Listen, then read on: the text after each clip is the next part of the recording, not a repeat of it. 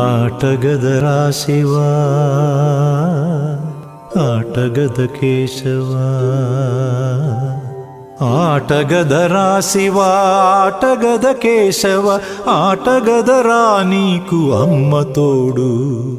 ఆటగదరా శివా,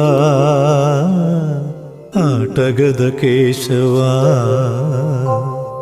ఆటగద జననాలు, ఆటగద మరణాలు, మధ్యలో ప్రణయాలు ఆట నీకు. ఆటగద సొంతాలు, ఆటగద పంతాలు.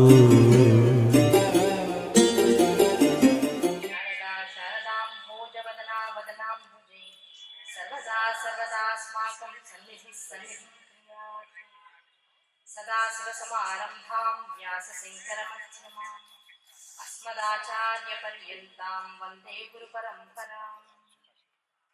అజ్ఞానాం జాహ్నవీతీర్థం విద్యాతీర్థం వివేకినాం సర్వేషాం సుఖదం తీర్థం భారతీతీర్థమాశ్రయే. విద్యావినయ సంపన్నం వీతరాగం వివేకినం వందే వేదాంతతత్త్వజ్ఞం విదుషేఖర భారతి. శ్రీరామ రామ రామేతి రమే రామే మనోరమే సహస్రనామ తత్తుల్యం రామ నామ వరాననే. అవిద్యానామంతస్థిమిరమిహిరద్వీపనగరీ జడానాం చైతన్యస్థపకమకరందశ్రుతిఝరీ. దరిద్రాణాం చింతామణిగుణనికా జన్మజలధౌ నిమగ్నానాం దంష్ట్రామురరిపువరాహస్య భవతి. శ్రీమద్రే నమః. శ్రీ గురుభ్యో నమః. సభాయే నమః. ఆ కాశీ క్షేత్రంలో దీన్ని అవిముక్త క్షేత్రం అని కూడా అంటాం.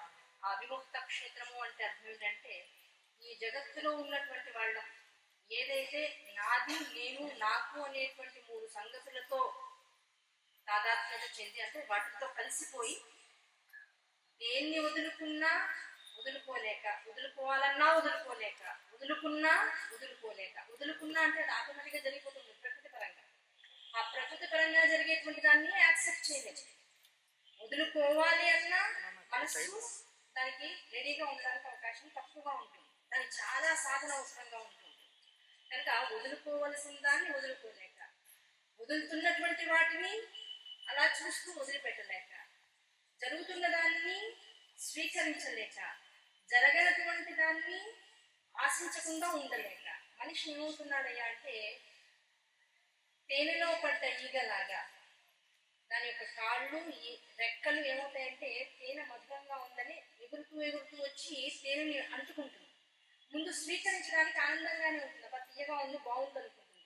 అది బాగుంది అనుకుని కాస్త ఏదైతే అట్టి పెట్టుకుందామని కాస్త చేతులకి కాళ్ళకి అధికంగా రాసుకుంటుందో ఆ బరువుతో తేనెకి అంటుకుపోయి ఎగరడానికి అవకాశం లేకుండా దానికి చిక్కుపడిపోతుంది. ఆ చిక్కుపడిపోయినటువంటి ఈగ దేన్నైతే సత్యము, నిత్యము, శాశ్వతము, సుఖము, సంతోషము, సౌభాగ్యం అనుకుందో అదే చివరికి ఏం చేస్తుంది, దాని మరణానికి కూడా హేతువుగా మారుతుంది. అది ఇంకా అందులోంచి బయటికి రావడానికి అవకాశం లేకుండా దాన్ని మార్చేస్తుంది. అలా జీవుడు కూడా ఏం చేస్తున్నాడంటే, తేనెలా భ్రమింపబడుతున్నటువంటి ఈ జగత్తులో ఈ భౌతికమైనటువంటి లౌకికమైనటువంటి వాంఛలతో తాదాత్మ్యత చెంది, అంటే అదే సుఖం, అదే నిత్యం, అది నాకు కావాలి, అది లేకపోతే నేను ఉండలేను అనేటువంటి ఒక స్థితి పొందేసి దానిలో తాను సుఖాన్ని అనుభవిస్తున్నాననేటువంటి భ్రాంతితో, కేవలం అది భ్రాంతి మాత్రమే, ఆ సుఖాన్ని అనుభవిస్తున్నాననేటువంటి భ్రాంతితో ఉన్నటువంటి దాన్ని అనుభవిస్తూ అది దూరం అవుతుందేమో అని అనునిత్యం భయపడుతూ, ఆ సుఖమే సత్యం అనుకుంటూ ఆ సుఖం నుంచి దూరం అయితే ఇంకా దుఃఖం, ఇక జీవితంలో ఇంకేది నన్ను రక్షించదనేటువంటి ఒక విషయంతో తనని తను భ్రమ పెట్టుకుంటూ, మరణానికి కాలం ఏదైతే జరుగుతుందో ఆ కాలము ఎవరి కోసం అవడానికి అవకాశం లేదు. ఆ కాలము శివస్వరూపం.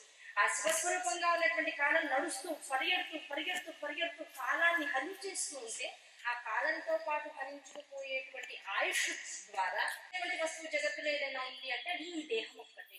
ఈ దేహం దేని వల్ల నాకు సుఖం ఇస్తుంది? ఆ దేహము ఉండడం వల్ల. దీనికి సప్తధాతు నిమిత్త దేహం. సప్తధాతువులు అంటే ఏమంటే అన్ని సంస్కృతంలో చెప్తే గబుక్కుని అర్థం కావండి, సంస్కృతంలో చెప్పకండి, తెలుగులో చెప్పండి. సప్తధాతు నిమిత్త దేహం అంటారండి పెద్దవాళ్ళు. అంటే సప్తధాతువులు అంటే ఏమిటి?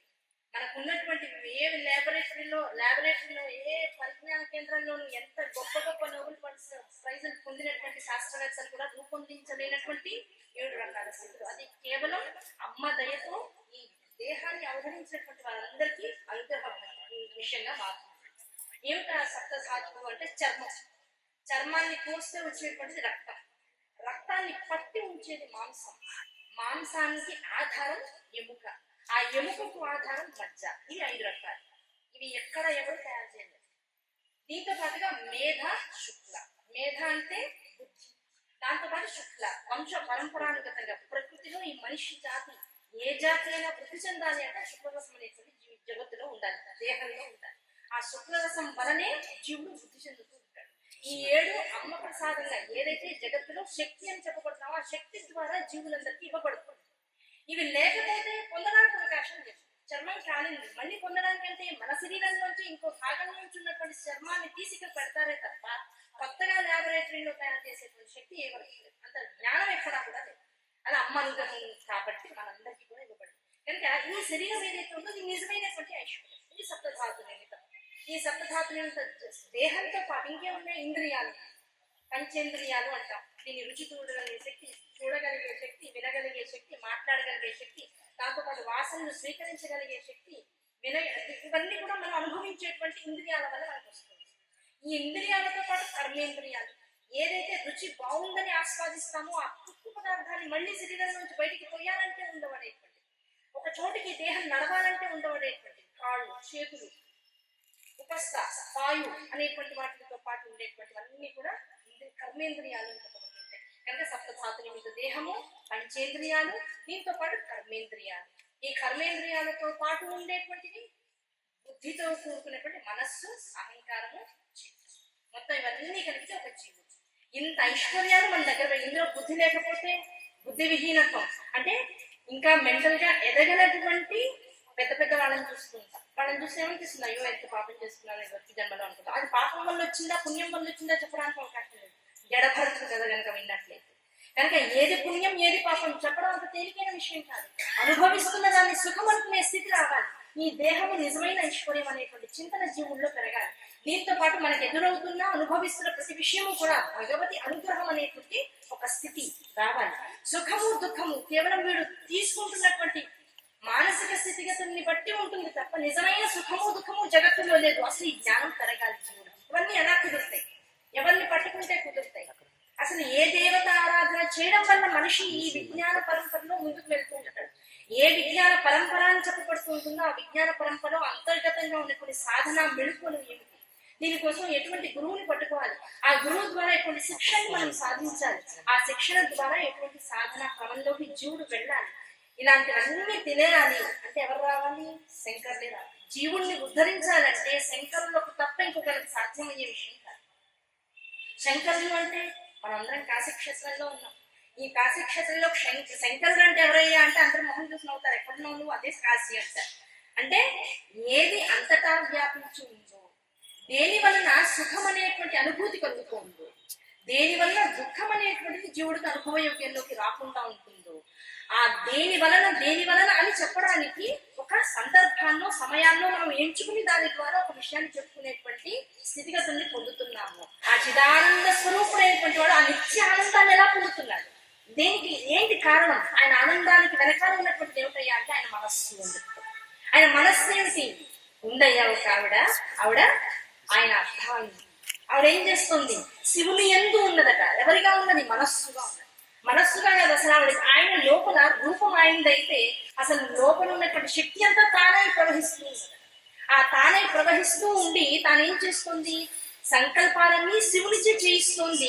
తాను ఆ సంకల్పాలన్నింటికి వెనకాల కర్తయే కర్మయే కూర్చి జగత్తునంతటి కూడా నడిపిస్తుంది. భర్త బయటకు వెళ్తాడు, ఒక ఉద్యోగాన్ని సంపాదిస్తాడు. సంపాదించి ఏం చేస్తాడు? ఇంటికి కావాల్సినటువంటి వ్యవహారాలన్నింటికి కావాల్సినటువంటి ఆదాయాన్ని, ధనాన్ని తెస్తూ ఉంటాడు. ఆ ధనాన్ని స్వీకరించి ఇంట్లో భార్య ఏం చేస్తుంది? ఆ జగత్తు యొక్క నిర్వహణా భారాన్నంతటినీ తాను సంకల్పిస్తుంది. ఇలానే పరమేశ్వరుని ఇద్దరు కూడా ఏం చేస్తున్నారు? జగత్తు యొక్క సంకల్పం ఆయన మనస్సులో ఆవిడ ద్వారా కలిగిందట. దేని మీద ఆసక్తి ఉండేది. ఏ ఆసక్తి లేనివాడు ఏం చేస్తాడు? ఏది ఉంటే దాంతో పనిగా చేసుకుంటూ ఉంటారు. అలా పరమేశ్వరుడు కూడా ఎలాంటి వాట, ఎందుకు కంపేర్ చేస్తున్నాం అంటే మన స్థితిగతులు పరమేశ్వరుడి స్థితిగతులు మనకి దగ్గరగా అనిపిస్తే మన దగ్గర వాడిని దగ్గరగా తొందరగా పట్టుకుంటాం. మన బంధువులు అనేటువంటి వాళ్ళు వారణాసిలో కనపడ్డారు అనుకోండి, ఎంత ఇక్కడ స్వజనులు ఆత్మబంధువులు అనేటువంటి భక్తులతో కలిసి తిరుగుతున్నా ఇంత పెద్ద కార్యక్రమంలో మన బంధువులు అనేటువంటి వాళ్ళు ఇక్కడ కనబడ్డారు అనుకోండి, వెంటనే ఏం చేస్తాం, అయ్యో నా వాళ్ళు అంటారు.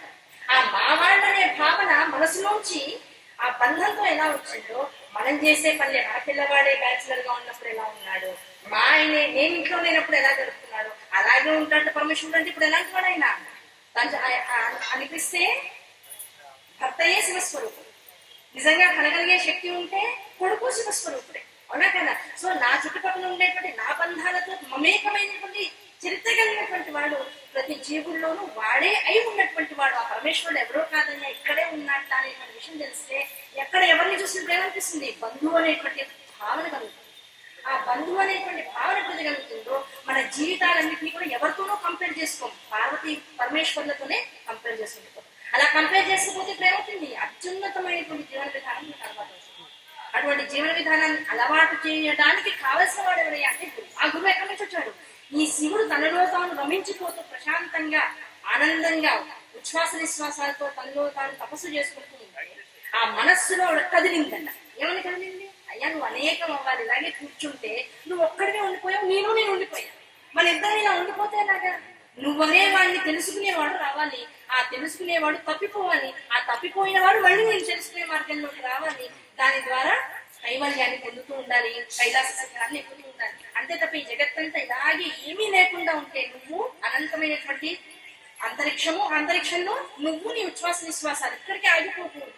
దీన్ని తెలుసుకునేటువంటి వారు జగత్తులో ఉండాలి. ఒక జగత్తు ఏర్పాటైతే నేను తెలిసేవాడు ఉంటాను, నేను తెలుసుకునేటువంటి ఆరాటం మొదలవుతూ ఉంటుంది, నీ కోసం చేసేటువంటి విషయాలు మొదలవుతాయి. ఆ నీ కోసం చేసే దానిలో అసూయ, ద్వేషాలు, ఈర్ష, రాగములు ఇవన్నీ కూడా పెరుగుతాయి.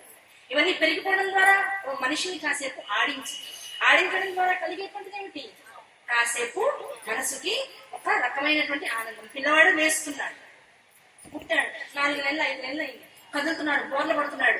వాడు బోర్లు పడినప్పుడు కింద పడిపోకుండా దిగులేస్తాం. ఆ పిల్లవాడే బోర్లు బాగా పడ్డ తర్వాత లేచి మోకాళ్ళ మీద లేచి పాకాలనేటువంటి ఉద్దేశంతో నేల మీద వదిలిపెట్టిన వాడు ఏం చేస్తాడు, నెమ్మదిగా తలకాయ ఎత్తుతూ ఉంటాడు. మధ్యలో తలకాయ భారంగా ఉందనుకోండి, కింద పడిపోతూ ఉంటుంది, ముక్కు నోరు అన్ని కూడా గీసుకుపోతుంటాయి, రక్తాలు వస్తుంటాయి, అయినా తల్లి పట్టించుకోడు, అలవాటు అవుతుంది అంటుంది. అలా పిల్లవాడు పాకడం నేర్చుకున్న తర్వాత మళ్ళీ నెమ్మదిగా అవి పట్టుకుని నిలబడి ఆ నిలబడ్డ స్థాయి నుంచి అడుగులు వేసే స్థాయిని పొంది, అడుగుల స్థాయి నుంచి గబగబా నడుస్తూ పరిగెడుతూ చివరికి తల్లికి కూడా అందకుండా పరిగెత్తే స్థితి వచ్చేదాకా తల్లి వెన్నంటూ ఉంటుంది.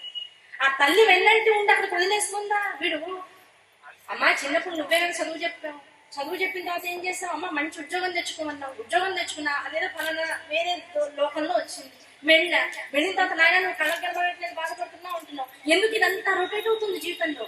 ఏ జీవుడైతే జగత్తులోకి వస్తున్నాడో, ఈ జగత్తును నిజమని నమ్ముతున్నాడో, ఆ జీవుడు ఎక్కడి నుంచి వచ్చాను అనే విషయాన్ని మర్చిపోయి తన స్వాభావికమైన భౌతికమైన లౌకికమైన కోరికల కోసం ఈ జగత్తులోనే సత్యం అనేటువంటి భావంతో తిరుగుతూ ఎక్కడి నుంచి వచ్చారో ఆ విషయాన్ని మూలాన్ని మర్చిపోయి బతుకుతాడో, వాడికి అమ్మ ఏం చేస్తుంది, చిన్న చిన్న కష్టాల రూపంలో రకరకాల విషయాన్ని తన చుట్టూతో ఆ కష్టం రాగానే ఏం చేస్తాడు, అయ్యో ఎవరికేం తప్పు చేశాను, ఏ తల్లికి నా మీద కోపం వచ్చిందో, ఏ దేవుడు నన్ను అనుగ్రహిస్తాడు, ఏ దేవుడు పట్టుకుంటే నేను ఇందులో నుంచి బయటపడతాను, ఈ ఆలోచన పెరుగుతుంది. అన్ని సుఖాలే ఉంటే నా అంతటి వాడు నేడనిపిస్తుంది, నా అంతటి వాడు నేడనే స్థితిలోంచి నన్ను ఎవరు రక్షిస్తారనే స్థితి వస్తే ఇప్పుడు ఏమవుతుంది, జ్వరం వచ్చింది, ఎక్కడో అమెరికాలో ఉన్నాడు, అమ్మ రమ్మంటే సెలవులు దొరకట్లా, అయినా జ్వరం రాగానే ఏం చేస్తాడు, ఫోన్ చేస్తాడు, అమ్మ ఇంట్లో బాగాలేదమ్మా అంటాడు. ఆ బాగాలేదన్నమాట తల్లి వినంగానే ఏం చేస్తుంది, పిల్లాడి కోసం ఇక్కడ కూర్చొని కుంకుమార్చన చేసేస్తుంది. అమ్మ శ్రీమాత శ్రీ మహారాజీ శివసింహాశ్రేశ్వరి నా కొడుకుని చల్లగా చూడతాని, నువ్వే రక్షణ. ఇక్కడ తల్లి పూజ చేస్తే అక్కడెక్కడ ఉన్న కొడుకు ఆరోగ్యం బాగుపడుతుందా, ఎలా ఉంది కనుక పేగు బంధం అని దీనికి పేరు పెట్టారు. మరి ఎక్కడో ఉన్నటువంటి తల్లి తండ్రి వారిద్దరి సంకల్పాల్లోంచి జగత్తులోకి ఇంతమంది పిల్లలను పుట్టాం. మనకు వచ్చేటువంటి కష్ట నష్టాలన్నీ జాగ్రత్తగా మనం పట్టుకున్నట్లయితే ఈ కష్ట నష్టాలన్నీ కూడా అమ్మ తన వైపు తిప్పుకోవడానికి చేసేటువంటి ఒక చిన్న ప్రక్రియ తప్పవి నిజంగా నాకు అనుభవించలోకి వస్తున్నటువంటి కష్ట సుఖాలు కావనేటువంటి భావన ఎప్పుడైతే మనసులోకి వస్తుందో వెంటనే ఏం చేస్తాం, అమ్మకి కాల్ చేస్తాం. ఇప్పుడు అమ్మకి కాల్ చేయాలంటే భాష ఏంటి, ఆ నెంబర్ ఎక్కడుంది, అది ఇచ్చేవారు ఎవరు, ఏమంటే ఇదివరకు ఒక డైరెక్టరీ ఉండేదండి, టెలిఫోన్ డైరెక్టరీ. ఆ టెలిఫోన్ డైరెక్టరీలో మనం ఆ పేరుకి సంబంధించి ఎవరి పేరు మీద ఏ టెలిఫోన్ ఉందో బుకింగ్ దానిలో ఆ నెంబర్ ప్రకారంగా పేరు ప్రకారంగా వెళ్తుంటే అందరి నెంబర్లు ఎన్ని వేల కోట్ల నెంబర్లు ఉన్నాయి అన్ని ఆ డైరెక్టరీలో ఉన్నాయి. ఆ డైరెక్టరీని రూపొందించిన వాడు అసలు ఆ టెలిఫోన్ డిపార్ట్మెంట్ కి ఆదిగా ఉన్నటువంటి ఇన్ని దేవీ దేవతా స్వరూపాలు జగత్తునంతా ఆవరించిన జీవుడి యొక్క గమనాన్ని ప్రతి విషయాన్ని గమనిస్తూ పోతూ ఉన్నాడు. ఈ గమనిస్తూ పోయేటువంటి దేవీ దేవతల యొక్క డైరెక్టరీ అంతా జగత్తులో ఉంది. అది ఎవరి ద్వారా ఇవ్వబడింది? జగత్తుకి గురువు అనేటువంటి వాడి ద్వారా. ఆ గురువు ఎక్కడి నుంచి రావాలి? ఇందాక చెప్పుకున్నాడు, శంకరుడే పరమశివుడే శంకరుడుగా జగత్తులోకి గురుస్వరూపంగా రావాలి. ఆ గురువుగా శంకరాచార్య స్వరూపాన్ని జగత్తులోకి నడయాడే స్వామిగా పంపించారు. అమ్మ తన వైపుకి తిప్పుకుంటోంది. తిరగాలి అంటే అంత తేలిగ్గా తిరుగుతాడా వీడు? ఇప్పుడు కొత్త విగ్రహాన్ని ప్రతిష్ఠించడం ఎంత అవసరమో, కాస్త ఇబ్బందిగా ఉన్నటువంటి కొంత పగిలినదో ఇంకోటో ఒక పురాతనమైనటువంటి దేవాలయంలో కాస్త ఖేదం వచ్చినటువంటి ఒక చిన్న శివలింగం ఉందనుకుందాం. దాన్ని తీయాలంటే ఏం చేయాలి? ఎంత పెద్ద ప్రాసెస్ ఉంది, అవునా కదా? ఒక శివలింగం మనచే స్థాపించబడింది, పగిలిపోతేనో బాధపడితేనో దాన్ని తీసి దాని స్థానంలో కొత్తది నిర్మించడానికే ఒక 2-3 రోజుల ప్రాసెస్ పడుతుంది. అంటే మనం స్థాపించి మనం పెట్టిందే సిమెంట్ ఉంటుంది, కింద రాళ్ళు ఉంటాయి. గట్టిగా గుణపం వేసామంటే రాయి పైకి లేస్తుంది. ఆ గుణపం దెబ్బ పడితే తప్ప రాయి పైకి లేచి అక్కడ ఉన్నటువంటి స్థానంలో కొత్త దాన్ని పెట్టడానికి అవకాశం లేనప్పుడు, దానికి ముందు శాస్త్రీయ శాస్త్రాల పరంగా కొన్ని రకాల విధానాలు ఉన్నప్పుడు ఈ జీవుడు ఇంతసేపు పుట్టినప్పటి నుంచి జగత్తు వైపుకు తిరిగాడు. ఈ జగత్తు వైపుకు తిరిగి ఇదంతా నిజం నిజం నిజం అనుకుంటున్నాడు. ఇలా తిరిగి నిజం అనుకునేటువంటి వాడు ఒక్కసారిగా ఇదంతా నిజం కాదు, అసలైన నిజం వేరే చోటు ఉందని మొహం తిప్పాలంటే ఏం చేయాలి? వీడిని కూడా గుణపం పెట్టి కింద కొట్టాలి, అవునా కదా? గుణపం పెట్టి కింద కొడితేనే వాడు దిశ దశ మారుతుంది. ఆ దిశ దశ మారడమే జగత్తులోకి ఒక కష్టం, నష్టం, బాధ, భ్రాంతి అనేటువంటి ముప్పిరి కొనుక్కుంటాడు. ఆ ముప్పిరి కొన్నప్పుడు ప్రసాదం ఏం చేయాలి? నాకు కష్టం వచ్చింది అనుకోకూడదు, ఎవరో నన్ను వాళ్ళ వైపు తిప్పుకుంటున్నారు అన్నారు. ఎవరికి ఆ శక్తి ఉంది? జగత్తులో పరమేశ్వరికి ఒక్కటే. ఆ పరమేశ్వరుడికి మనకి తిరగాలనేటువంటి ధ్యాస బుద్ధి లోపలికి తెచ్చేవాడు ఎవడంటే గురువు. ఆ గురువే శంకరుల స్వరూపంలో జగత్తులోకి వచ్చాడు. వచ్చి మనందరినీ అమ్మవారి వైపుకు తిరగాలి. ఏమండి, ఆగమ శాస్త్రం ఉంది, వివిధమైనటువంటి వేద విజ్ఞాన పరిజ్ఞాన పురాణాలన్నీ కూడా జగత్తులో ఉన్నాయి. ఇవన్నీ చదవగలిగేటువంటి శక్తి కలిగి వల్ల ఉంటుందా? అంత జ్ఞానం ఎవరికైనా ఉంటుందా? అవన్నీ తెలుసుకోగలిగి అందులో ఉన్నటువంటి సంస్కృతాన్ని అంతా అర్థం చేసుకోగలిగి అందులో ఉన్నటువంటి బీజాక్షరాన్ని పట్టుకునే శక్తి ఎవరికైనా ఉందా? అలా మూల స్వరూపమైనటువంటి ప్రకృతి స్వరూపాన్ని ఆరాధించగలిగే శక్తి ఎవరికైనా ఉందా? ఎవ్వరికీ లేదు. అన్న శక్తి యుగ ధర్మంగా అందరిలోంచి తీసేయబడి, ఆ తీసేయబడిన దాన్ని పునఃప్రతిష్ఠించుకోవాలి. ఎవరి వల్ల అవుతుంది? ఓ పెద్ద పురాణాన్ని చదివి అందులో 1,80,000 శ్లోకాలు ఉన్నాయి అనుకుంటున్నాను. ఆ 1,80,000 శ్లోకాల్ని ఒక 2 శ్లోకాల్లోకి తీసుకొచ్చి మొత్తం ఆ పురాణాన్నంతా చదివినటువంటి శక్తి అంతా కూడా 2 శ్లోకాలు చదివితే మీకు వస్తుందని చెప్తే ఇప్పుడు ఏం చేస్తున్నాం అందరం? ఆ 2 శ్లోకాల మీద పడతాం. ఆ 2 శ్లోకాల మీద పడ్డం ద్వారా ఏం జరుగుతుంది? మన మనసు తెలియకుండానే అంతటి పురాణాన్ని చదవగలిగామనేటువంటి ఆనందాన్ని పొందే రీతిలోకి తీసుకెళ్తున్నాయి ఆ 2 శ్లోకాలు. ఆ అంత పెద్ద 1,80,000 శ్లోకాల నుంచి ఈ 2 శ్లోకాలు చాలా ముఖ్యమైనవి అని తెలిసిన వాడు తప్ప తెలియని వాడు తీయలేదు, పక్కన పెట్టలేదు, అవునా కదా? కనుక తెలిసిన వాడు రావాలి. అన్ని తెలిసిన వాడు, వేదాన్ని కానీ పురాణాన్ని కానీ ఉపనిషత్తులు కానీ ఇతిహాసాన్ని కానీ తెలిసిన వాడు ఎవడయ్యా అంటే ఇదంతకీ మనకి ఇచ్చిన వాడు పరమేశ్వరుడు. ఆ పరమేశ్వరుడు ఏం చేశాడు? నేను కాకుండా మరొకరు ఇవన్నీ తెలుసుకోవడానికి అవకాశం లేదు. కనుక తనలో ఉన్నటువంటి అంశమే శంకరాచార్య వారిగా జగత్తులోకి పంపించి అతి స్వల్పమైనటువంటి ఆయుష్తో జగత్తుని అంతటి కూడా ఉద్ధరించమని తనకి తానుగా సంకల్పం చేసుకుని రూపాన్ని మార్చుకుని జగత్తులో నడయాడు. ఆ నడయాడుతూ ఆసేతు హిమాచలం అంతా కూడా తిరుగుతూ 3 సార్లు జగత్ పర్యటన చేస్తూ ఆ జగత్ పర్యటన స్థితిలో ఎన్ని దేవాలయాలు అయితే ఉన్నాయో క్షీణమైపోయినటువంటి స్థితిలో వాటన్నిటిని ఉద్ధరించారు. దాంతో పాటుగా తామసిక ప్రవృత్తి కలిగినటువంటి ఉగ్ర రూపంలో ఉన్నటువంటి దేవాలయాల్లో శ్రీచక్ర ప్రతిష్టాపన చేసి ఆయా దేవాలయాల్లో శాంతమూర్తిని ప్రతిష్ఠించారు, పునఃప్రతిష్ఠిస్తూ పోయారు. సాత్వికమైనటువంటి గుణాలతో ఉండేటువంటి దేవీ దేవత అనుగ్రహాలు జీవులు తొందరగా పొందడానికి కావాల్సినటువంటి అనుగ్రహ స్తోత్రాలని అనేకంగా జగత్తులోకి ప్రవర్తింపజేశారు. దాంతో పాటుగా ఈ స్తోత్రాలన్నీ పట్టుకుంటామండి. స్తోత్రం దేనికోసం, శ్లోకం దేనికోసం, మంత్రం దేనికోసం, ఇన్ని రకాల పురాణ ఇతిహాసాలు ఉపనిషత్తులున్నాయి. ఇవన్నీ వేటి కోసం? మమ్మల్ని మేము ఉద్ధరించుకోవడం కోసం.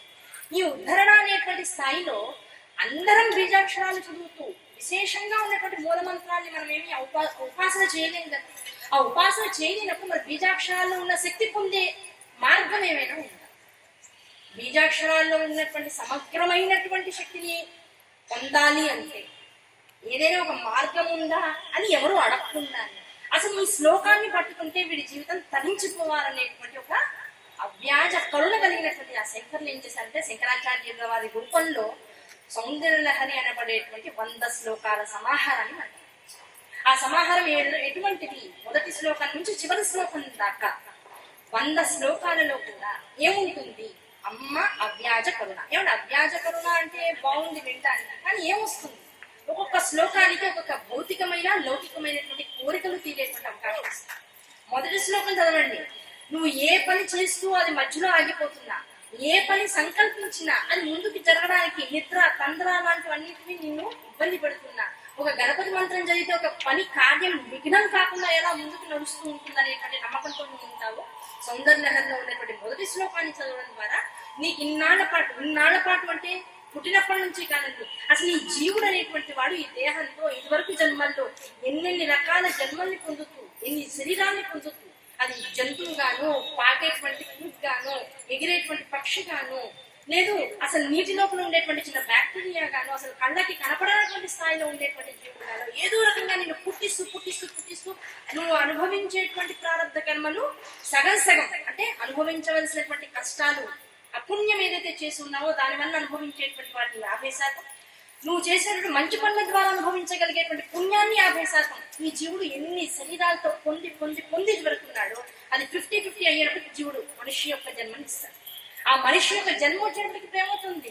ఈ జగత్తులోకి రావడం, ఇక్కడ నాది నేను నాకు అనేటువంటి విషయాలతో మమేకం చెందడం, ఈ మమేకం చెందినటువంటి విషయాన్ని వదలకుండా ఉండలేకపోవడం, వదలపడనట్లయితే అంటే ప్రకృతి పరంగా మన మనుషులకి దూరం అయిపోతేనో, వస్తువులకి దూరం అయిపోతుందో, కనిపించకుండా ఉంటేనో, ఇంట్లో మనం పెట్టిన ఒక ప్రధానమైన పుస్తకం అది కనపడలేదు. చూడండి ఎంత వ్యగ్రత వస్తుంది అసలు. ఇంట్లో ఇంకా తిండి అది పక్కన పెట్టేస్తాం, ఆ పుస్తకం ఇక్కడ పెట్టా కనపడట్లేదు, లేదా ఫలానా చోట పెట్టాలి కనపడట్లేదు. ఎంత లోపల నుంచి బాధ వచ్చేస్తుంది. ఇలా ఏది కనపడదో, ఏది దూరమైందో దానికోసం వ్యగ్రత పొందుతూ జీవుడు ఎప్పుడైతే జగత్తులో భ్రమిస్తూ ఉంటాడు. మళ్ళీ మొదటికి వచ్చి ఆ భ్రమించి తిరుగుతున్నటువంటి వాడి యొక్క మనస్సుకి శాంతతని ఇవ్వడం కోసం ఈ సౌందర్యలహరిలో 1వ శ్లోకం ఉపకరిస్తుంది. నువ్వు నిన్ను తెలుసుకోరా, నిన్ను అర్థం చేసుకో. ఆ అర్థం చేసుకునే క్రమంలో నువ్వేమిటో నీకు అర్థం అవ్వాలి అంటే అసలు నిన్ను ఈ జగత్తులోకి తీసుకొచ్చిన వాడెవడో ముందు అర్థం చేసుకో. అది తెలుసుకునే ప్రమాణం శాస్త్రంలో ఉంది. ఆ శాస్త్రాన్ని అంతటిని అధ్యయనం చేయని అని అంటున్నాం. ఈ ఒక్క శ్లోకాన్ని పట్టుకో. అదే శివశక్త్యాయుక్తో యది భవతి శక్త ప్రభు నచే దేవం దేవో నఖలు కుశల స్పందిత అతస్వామారాధ్యాం హరిహర విరించాదిపి ప్రణంతం స్తోతుం వా కథమకృత పుణ్య ప్రభవతి అని శంకరాచార్య వారు. నీలో నాకు జడత్వం పోతుంది. జడత్వం అంటే నేను అనే అహంకారం పోతుంది. నేను అనంతం అనేకం అనేటువంటి విషయం అవుతుంది. అంటే నేను ఇక్కడే కూర్చున్నాను కదా, నేను అనంతం అనేకం ఎలా అవుతాను అంటే అసలు నువ్వు ఎక్కడి నుంచి వచ్చావో తెలుసా? శివశక్త్యాయుక్తు. శివశక్త్యాయుక్తు అంటే శివుని లోపల తనలో తాను రమించిపోతున్నటువంటి పరమశివుని యొక్క హృదయంలో తల్లి చిన్నగా కోరికగా కదిలిందట. ఆ కదిలి ఉండడం వల్ల ఏమవుతుంది? అనంతమైనటువంటి జగత్తు యొక్క సంకల్పం శివయ్య చేశాడు. ఆ శివయ్య చేసినప్పటికి ఏమైంది? తాను అనంతమైనాడు, అనేకమైన జగత్తుల స్వరూపంలో బ్రహ్మాండం అనేటువంటి విభజింపబడి, ఆ విభజింపబడినప్పటికి ఇందులో ఏమో అని ఉట్టి జగత్తు ఇలా ఉంటే సరిపోతుందా? ఇందులో ఏదో ఒక వస్తువు ఉండాలి, ఆనందాన్ని ఇచ్చేటువంటి ఒక విధానం ఉండాలి. దాంతో ప్రకృతి వచ్చింది, అమ్మవారు ప్రకృతి స్వరూపం. అయ్యవారి మనసులో ఇంతకాలం ఎలా ఉంది? కనపడకుండా ఆయన ఎలా తనలో తాను రమించిపోతున్నాడో ఆవిడ కూడా ఆయన యందు రమించిపోతుంది. తనలో తాను రమించిపోతున్నటువంటి పరమశివుడికి ఆయన యందు రమిస్తున్నటువంటి పరమశివ స్వరూపము లోపల శివానీగా ఆనందాన్ని అనుభవిస్తుంది. ఆనందాన్ని అనుభవిస్తూ ఇక్కడే ఆనందం ఆగిపోకూడదు, జగత్తంతా విస్తరించాలి. జగత్ అనేటువంటి దాని యొక్క ఆవిర్భావం జరగాలి అనేటువంటి సంకల్పాన్ని చేయడంతో ఆవిడ సంకల్పానికి అనుగుణంగా జగత్తు యొక్క విస్తారత, జగత్తు యొక్క రచన చేశారట పరమశివుడు. ఆ జగత్తు యొక్క రచన చేసేటప్పటికి నేను ఏది అడిగాడో అది నా భర్త ఇచ్చాడు. ఏమంటే ఇల్లు కావాలి, మంచి ఇల్లు కొనుక్కుందాం, కట్టుకుందాం. భార్య అడిగాడు. ఆవిడ కోరిక తీర్చడం కోసం ఆయన ఏం చేశాడు? రూపాయి దాచాడు, లోన్లు ఎక్కడి నుంచి వస్తాయో చూసుకున్నాడు, తన జీతాన్ని పెంచుకునే వ్యవస్థ చేస్తున్నాడు, రాత్రి మగళ్ళు కష్టపడ్డాడు, ఆవిడ కోసం ఇల్లు కొనిచ్చాడు. ఇల్లు కొనిచ్చాక ఇప్పుడు ఆ ఇంటిని సర్దుకోవడం ఎవరి చేతిలో ఉంది? ఆవిడ చేతిలో. ఆవిడ ఏం చేసింది? హాల్లో ఏముండాలి, మొత్తం ఇంటిని కొన్ని భాగాలు చేస్తుంది. ఆ భాగాలు చేసుకోవడంలోంచి వాస్తుశాస్త్రం బయటకు వచ్చింది. ఆ వాస్తుశాస్త్రం నుంచి ఇగో ఇది హాల్, ఇక్కడ కిటికీ, ఇక్కడ ద్వారం, ఇక్కడ టీవీ పెట్టుకున్నాం, ఇక్కడ నలుగురు వస్తే కూర్చోడానికి సోఫాలు ఏర్పాటు చేసుకున్నాం.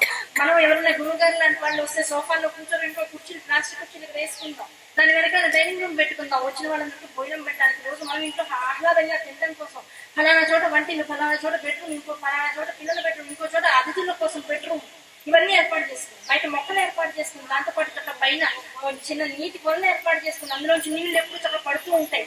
ఆ నీటి కొలను చుట్టూతో చిన్న చిన్న రాళ్ళు ఏర్పాటు చేస్తుంది. అవే కొండలను భ్రాంతి చెందుతుంది. నన్ను ఎక్కడికి మా ఆయన తీసుకెళ్ళడానికి అవకాశం ఉంది, లోనంతా పూర్తి చేసుకోవాలి కదా. కాసేపు అక్కడ కూర్చొని సేద తీరుదాం అనుకుంటూ ఉంటుంది. ఇదే మొత్తం ప్రపంచం అనుకుంటూ ఉంటుంది. ఆ ఇంటిని తన ప్రపంచంగా మార్చాడు. పరమశివుడు తనలో రమించినటువంటి సంకల్పం చేసినటువంటి పరమేశ్వరు యొక్క సంకల్పాన్ని అవధించి జగత్తును సృష్టించాడు. ఆయన యొక్క సంకల్పానికి అధీకృతమై ఆవిడేం చేసింది, ఇంత సంకల్పం చేసి ఇంత చక్కటి జగత్తునిచ్చాడయ్యా నాకు, దీన్ని ప్రకృతి పరంగా నేను మార్చుకోవాలి, ఆనందంగా ఉంచుకోవాలి ఈ జగత్తుని. తాను మొత్తం జగత్తుగా మారిపోయింది. ఇప్పుడు ఈ జగత్తులో చెట్టు కనబడుతున్నా మా అమ్మే చేసింది. అవునా కదా? ఇంటికి వచ్చాను, మా స్నేహితులు ఇంటికి తీసుకొచ్చాను. అబ్బాయి ఇల్లు ఎంత బాగుందిరా అంటే మా అమ్మరా ఎంత బాగా చేసుకుంటుందో, పాప ఎప్పుడు పిచ్చి ఏదో చేసుకుంటూనే ఉంటుంది పని అన్నట్టు. అలాగే ఈ జగత్తులంతా కూడా తల్లి ఎవరు సర్దుకున్నారు? తల్లి సర్దుకుంది. ఎలా సర్దుకుంది? ఎక్కడ కొండలు ఉండాలి, ఎక్కడ మంచు కొండలు ఉండాలి, ఎక్కడ చెట్లు ఉండాలి, ఎక్కడ లోయలు ఉండాలి, ఎక్కడ పువ్వులతో ఉండాలి, ఎక్కడ కాయలతో ఉండాలి, ఎక్కడ పురుగు పుట్టాలి.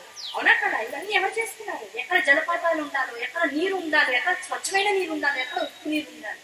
ఆ ఉప్పు నీరు లేకపోతే ఏమవుతుంది? జగత్తంతా ముక్కలు ముక్కలుగా విడిపోతుంది. ఆ ముక్కలు ముక్కలుగా ఏర్పాటు చేసినటువంటి జగత్తంతా విడిపోతే ఇంక అందరూ బతకగలిగేటువంటి శక్తి జీవుడుకుందా? లేదు.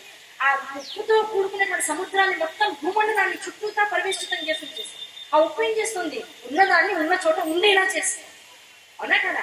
ఉన్నదాన్ని ఉండేలా చేస్తుంది. ఇప్పుడు చూడండి, మన ఇంట్లో కూడా పిల్లలు ఏదో బయటకు వెళ్ళి వచ్చారు, పెద్ద పెళ్లిలో పెద్ద ఆర్భాటంగా పెద్ద పెళ్లి జరిగింది, అందులో మన పిల్లల్ని బాగా తయారు చేస్తున్నాం. ముందు ఇలాగే ఏం చేస్తాం? అమ్మో పిల్లలకి నగలు తగిలేసిందండి, దిష్టి తగిలేసిందండి అంట. దిష్టి చేయడం అంటే ఏంటి? 10 మంది చూశారు. పిల్ల దగ్గర ఉండవలసినటువంటి బుద్ధి కానీ ఆలోచనలు కానీ 10 మంది దాకా వ్యాపనం చెందినాయి.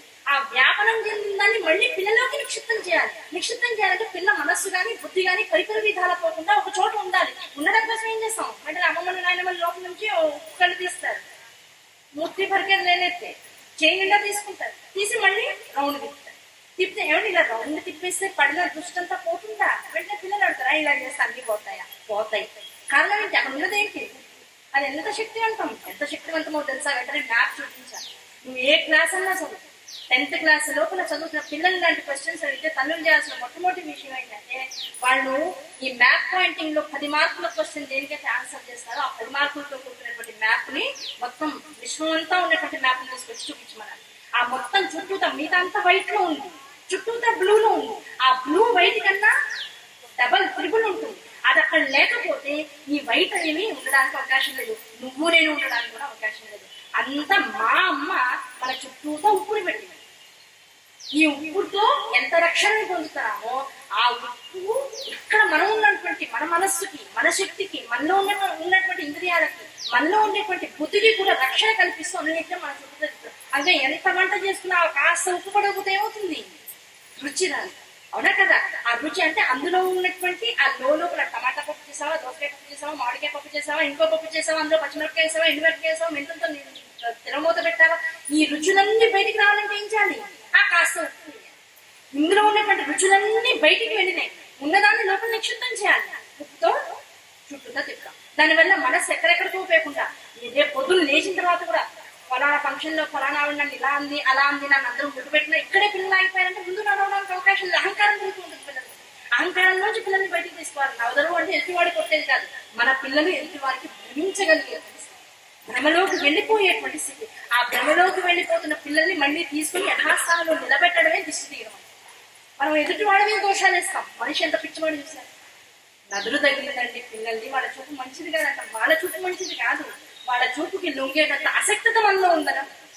మనలో ఉన్న లోపాన్ని తెలుసుకోకుండా ఎదుటి మనిషిలో ఉన్నటువంటి విషయాలన్నింటినీ తప్పుగా చూసేటువంటి బుద్ధి నీలో ఉంది కనుక ఆ ఉప్పు అనేది ఎప్పుడు రక్షిస్తుంటుంది, మనిషిని భూమండలాన్ని కూడా రక్షిస్తూ ఉంటుంది. అటువంటి భూమిని చుట్టూతా పెట్టి తల్లి ఇంత రక్షణ చేస్తుంది.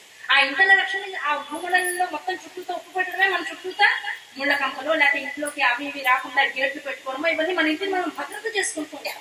సీసీ కెమెరాలు పెట్టుకుంటున్నాం. అవన్నీ ఏం చేస్తాయి? మన ఇంట్లోకి ఎవరు వచ్చినా ఎవరు వెళ్ళినా తెలుస్తూ ఉంటుంది, అవునా కదా? ఇవన్నీ రక్షణ భారంతో తల్లి తన మీద వేస్తాయి. ఇటువంటి జగత్తునంతా పోషించుకుంటోంది, తానే సృజించుకున్నది. ఆ సృజించుకుని ఏది చెయ్యాలన్నా ఏది కావాలన్నా జీవుడికి వచ్చేటువంటి ప్రతి విషయాన్ని కూడా ఈ పంచభూతాత్మకమైనటువంటి జగత్తులో నిక్షిప్తం చేస్తుంది. ఆ జగత్తులో నిక్షిప్తం చేసి వీడికి ఏం చేసింది? నెమ్మదిగా బుద్ధిని వృద్ధి చేసి ఆకలి వేస్తుంది. ఏం చేయాలి? నడయాడుతున్నవో పరిగెడుతున్నవో వేటాడాడు, పట్టుకున్నాడు. ఆ పట్టుకున్న దాన్ని కాల్చుకున్నాడు, తిన్నాడు, పచ్చిగా తిన్నాడు. ఆ పచ్చిగా తిని తిని తిని తిని ఒక రకమైన రుచికి మందతనానికి అలవాటు పడిపోయాడు. వాడు కూడా మృగంగానే తిన్నాడు. ఆ మృగంగా తిరుగుతూ తిరుగుతూ కొన్నాళ్ళకి ఏమైంది? ఒక పెద్ద దావానంలో వచ్చి పడింది. ఆ దావానంలోంచి మొత్తం ఉన్నటువంటి చెట్లు, కొమ్మలు, జంతువులు అన్ని కాలిపోయింది. ఆ కాలిపోయిన శరీర కళేవరాలు తిన్నాడు, రుచిగా ఉంది. అప్పటి నుంచి నిప్పులు పుట్టించుకోవడం ఎలా పుట్టించాడు? అప్పుడెప్పుడో నిప్పు పుట్టిందండి, దావానంలో వచ్చింది, మెరుపు వచ్చింది, మెరుపులోంచి మంట వచ్చింది, మంటలోంచి మొత్తం జగత్తంతా కూడా విస్తరించింది అనుకున్నాడు. ఆ మంటను ఎలా ఉత్పత్తి చేయాలో ఆలోచించాడు. కర్రని రాశాడు, ఇంకో దాన్ని రాశాడు, రాళ్ళని రాశాడు. రాయిగా రాయిగా ఎక్కడో మెరుపు వస్తుంది. ఆ మెరుపుని ఎలా సుస్థిరం చేసుకోవాలని ఆలోచించాడు. యాదేవి చదువుతాం కదా, ఏం చదువుతాం? యాదేవి సర్వభూతేషు బుద్ధి రూపేణ. ఆ బుద్ధి ఎందుకు తాను వచ్చింది, తాను లేకపోతే బుద్ధి లేదు. మనం ఏమన్నా ఇదంతా నాకు తెలియండి, ఇదంతా నాకు గొప్పతనం అండి, మా పిల్లలు ఎంత బాగా చదువుకున్నారు, ఎంత బాగా చదువుకున్నారో కాదు, అమ్మ అనుగ్రహం నా పిల్లల మీద అనుకుంది. అనుగ్రహం లేక నా పిల్లలు ఇంత చదవలేరు, ఇంత ఉద్యోగాలు చేయలేరు. ఆ అహంకార రహితమైనటువంటి స్థితి అమ్మవారి దగ్గర మనం చూపించుకున్నట్లయితే తల్లి సర్వకాలంలో ఎన్నో రక్షిస్తుంది. కనుక తల్లిని ఎప్పుడు పట్టుకున్నా మనకి ఏది వచ్చినా ఆ తల్లికి సమర్పించడం నేర్చుకుంటాం. ఈ పంచభూతాత్మకమైనటువంటి జగత్తులో గాలినిచ్చింది, నేలనిచ్చింది, వాయువునిచ్చింది, అవునా కదా? దీంతో పాటు అగ్నినిచ్చింది, నీటినిచ్చింది, అంతరిక్షాన్ని. ఏమన్నా అంతరిక్షాన్ని ఇవ్వడంలో మనకి ఏముందండి? పెద్ద దీనివల్ల ఉపయోగం ఏమన్నా ఉందా? ఈ సభలో కూర్చున్నటువంటి నన్ను చూడాలన్నా, మీరు నా ఎదురుకుండా కూర్చున్న మిమ్మల్ని అందరినీ నేను చూడాలన్నా, మన మధ్య ఉన్నటువంటి ఈ అంతరిక్షం, ఈ ఆకాశతత్వం లేకపోతే ఒకళ్ళు చూసుకోవడానికి అవకాశం. అడ్డుగా గోడ కట్టేసాం అనుకోండి, ఏముంది అక్కడ? కనపడడానికి ఏమీ ఉండదు. కళ్ళకి అడ్డు పొర వచ్చేస్తుంది. అంతరిక్షం, ఆకాశతత్వం అనేటువంటిది ఏం చేస్తుందంటే ప్రతిదాన్ని గోచరం చేస్తుంది. కనుక ఈ 5 తత్వాల చేత మొత్తం జగత్తునంతా కూడా శక్తి చైతన్య క్షేత్రంగా మార్చేసింది. ఆ పంచభూతాల్లోంచి రకరకాల ఋతువుల్ని ఏర్పాటు చేసింది. ఆ ఋతువుల్లోంచి పంటలు, రకరకాల పంటలు వచ్చేటువంటి విధానాన్ని ఏర్పాటు చేసింది. ఆ పంటల్ని పచ్చిగా తిన్న రోజు ఉంది, ఆ పంటల్ని పచనం చేసుకుని తిన్న రోజు ఉంది. నీళ్లు, ఉప్పు నీళ్ళకి మంచి నీళ్ళకి తేడా తెలిసింది. కాయగూరలకి, దుంపకూరలకి, ఆకుకూరలకి తేడా తెలిసింది. ఇలా తన బుద్ధితో, తనలో ఉన్నటువంటి అమ్మ శక్తితో మొత్తం జగత్తునంతా కూడా ఇవ్వబడిన దాన్ని అనుభవించేటువంటి స్థితికి జీవుడు చేరుకుని చివరికి ఉన్నాడు, ఇదంతా మా తాతదండి అన్నాడు. తన స్థలంలో ఉంటున్నాడు. అప్పట్లో ఎవరూ లేరు, మహా అయితే మొత్తం జగత్తంతా 100 మంది ఉన్నారు అనుకున్నాం ఒక ఊళ్ళో. ఆ ఊళ్ళో ఉన్న స్థలాన్ని 10 మంది పంచుకున్నారు. ఇది నాదని ఎవడు పంట వాడేసుకున్నాడు. ఆ పంట వేసుకుని తర్వాత వచ్చిన మనవాడే ఉన్నాడు, ఎంత మా తాత సంపాదించాడండి అన్నాడు. నాది అన్నాడు, కంచె కట్టేసుకుని. ఆ కంచె కట్టినాకేముంది? ఆ మనవాడికి 10 మంది కొడుకులు పుట్టాడు, 10 మంది 10 రకాలుగా మొత్తం స్థలాన్ని పనిచేసుకున్నారు. పనిచేసుకునేముంది? మొత్తం జగత్తంతా ఎవరిచే ఇవ్వబడిందో ఆ ఇవ్వబడిన దాన్ని ఎలా అనుభవించాలో తెలుసుకునేటువంటి జీవుడే అనుభవం అనేటువంటి దానిలో స్వార్థం అనేటువంటి దాన్ని తెచ్చుకుని ముక్కలుగా చేసుకుని జీవితాన్ని, సుఖాన్ని కూడా ముక్కలుగానే ఆస్వాదిస్తున్నాడు తప్ప సంపూర్ణంగా ఆస్వాదించే స్థితికి కోల్పోయినప్పుడు ఏమైపోయింది? ఉన్నదంతా భగవతి అనుగ్రహం అనేటువంటి విషయాన్ని అలసపోయింది. నాది, నేను, మా తాత, మా నాన్న, నేను ఇంత సంపాదిస్తున్నాను, ఇంటి మీద ఇంటి ఇల్లేసాను, ఇక్కడే ఆగిపోతున్నాను తప్ప ఇదంతా ఎవరి అనుగ్రహంతో నాకు ఇవ్వబడింది అనేటువంటి విషయాన్ని మర్చిపోతుంది. ఈ మరపు ఇచ్చేది కూడా అమ్మవారే. ఎందుకు? ఈ మరపులోంచి అహంకారం పుడుతుంది. అహంకారంలోంచి నీకు కష్టం అనేది వస్తుంది. ఆ కష్టం వస్తే మళ్ళీ నా వైపు తిరగాల్సిన అవకాశం. నిన్ను కదిలించగలిగే కష్టం నీకు రావాలి. ఇంత నాటకం జగత్తులో జరగాలి. ఇంత నాటకం జరగాలంటే అమ్మ ఇంత ప్రకృతిలో తాను ప్రకృతి స్వరూపంగా ప్రతిదీ తానే అయి విలసిల్లాలి. అలా విలసిల్లితే జీవుల్లో ఉండేటువంటి అహంకార మమకారాలు, ఆ అహంకార మమకారాల్లోంచి వచ్చేటువంటి కష్ట సుఖాలు, ఆ కష్ట సుఖాల్లోంచి వచ్చేటువంటి ఏడుపులోంచి వచ్చేటువంటి అమ్మ అనేటువంటి ఆత్మనాదం, ఆత్మనాదంలోంచి పుట్టినటువంటి స్తోత్రంలోంచి వచ్చేటువంటి ఆర్ద్రతలోంచి వచ్చేటువంటి సాధనలోంచి వచ్చేటువంటి సాధన పరిక్రమలో ఉన్నటువంటి బిందు త్రికోణ వసుకోణ దశారేఖ మన్వస్ర నాగదండ షోడశ పత్రేక్త వృత్తత్రయించ ధరణి సదనత్రయించ శ్రీచక్రరాజు ఉదిత. మొత్తం ప్రపంచంలో భ్రమణం చేసిన తర్వాతనే, గుడికి వెళ్ళాక గుడి చుట్టూతా ప్రదక్షిణ చేసిన తర్వాతనే మధ్యలో ఆ గర్భాలయంలో ఉన్నటువంటి తల్లి యొక్క దర్శనం జరుగుతుంది. జగత్తంతా భ్రమించు ముందు అన్ని ఏమిటో తెలుసుకో. దేనికి నువ్వు లొంగుతున్నావో అర్థం చేసుకో. దేనివల్ల నీకు కష్టం వస్తుందో అర్థం చేసుకో. కష్టాన్ని చూడు, సుఖాన్ని చూడు, ఆనందాన్ని చూడు, అతి ఆనందాన్ని చూడు. అన్ని చూసాక ఏవి నా కోసం కావనే స్మృతి నీలోకి రావాలి. కనుకనే ఈ జగత్తు కాలస్వరూపంగా తిరుగుతుంది. ఆ కాలస్వరూపుడైన పరమేశ్వరుడు యొక్క సతి ఆవిడే శివశక్తి ఆయుక్తో ఆయన మనస్సులో కదిలిందండి. కదలడం వల్ల ఇంత జగత్తు ఏర్పడిందయ్యా. ఈ జగత్తు ఏర్పడడం ద్వారా ఇంత జగత్తులో ఏ సృష్టి స్థితి లయ అనేటువంటి 3 విభాగాలు ప్రధానమైనటువంటి కార్యక్రమాలుగా జరగాలో అవి జరగడానికి అవకాశం ఉంటుంది. కనుక సృష్టి స్థితి లయాలు జరుగుతున్నాయంటే ఇప్పుడు ఎవరి ద్వారా జరుగుతున్నాయి? మనం అందరం అంటాం పరమేశ్వరుడి ద్వారా జరుగుతున్నాయండి. అవునా కదా? ఇంకా ఈజీగా చెప్తాం. ఇక్కడ ఇంత కార్యక్రమం జరుగుతుంది. ఎవరండి నిర్వహించేది? ఒకళ్ళ పేరు వస్తుంది. అవునా కదా? ఒకళ్ళ పేరు వస్తుంది. దాని మీద పెద్దగా పేరు వేయించారు. ఆయన వల్ల జరుగుతుంది అనుకుంటున్నాం. కాదు కాదు, ఆయన ఇంత చేస్తున్నారంటే ఆయన వెనకాల ఉన్నాడు ఒక ఆవిడ ఉంది.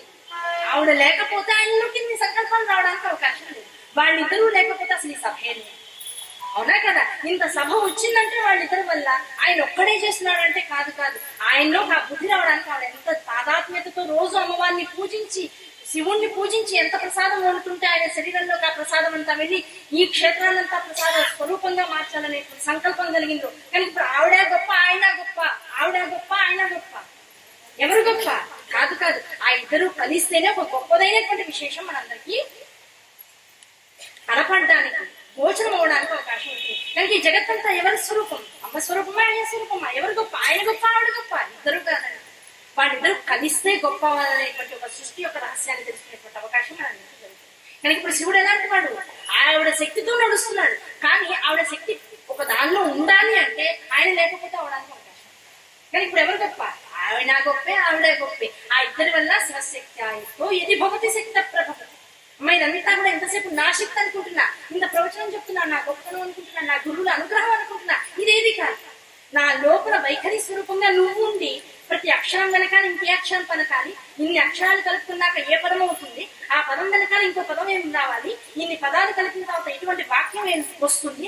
ఆ వాక్యానికి అనుగుణంగా ఇంకో వాక్యాన్ని ఎలా రూపొందించుకోవాలి?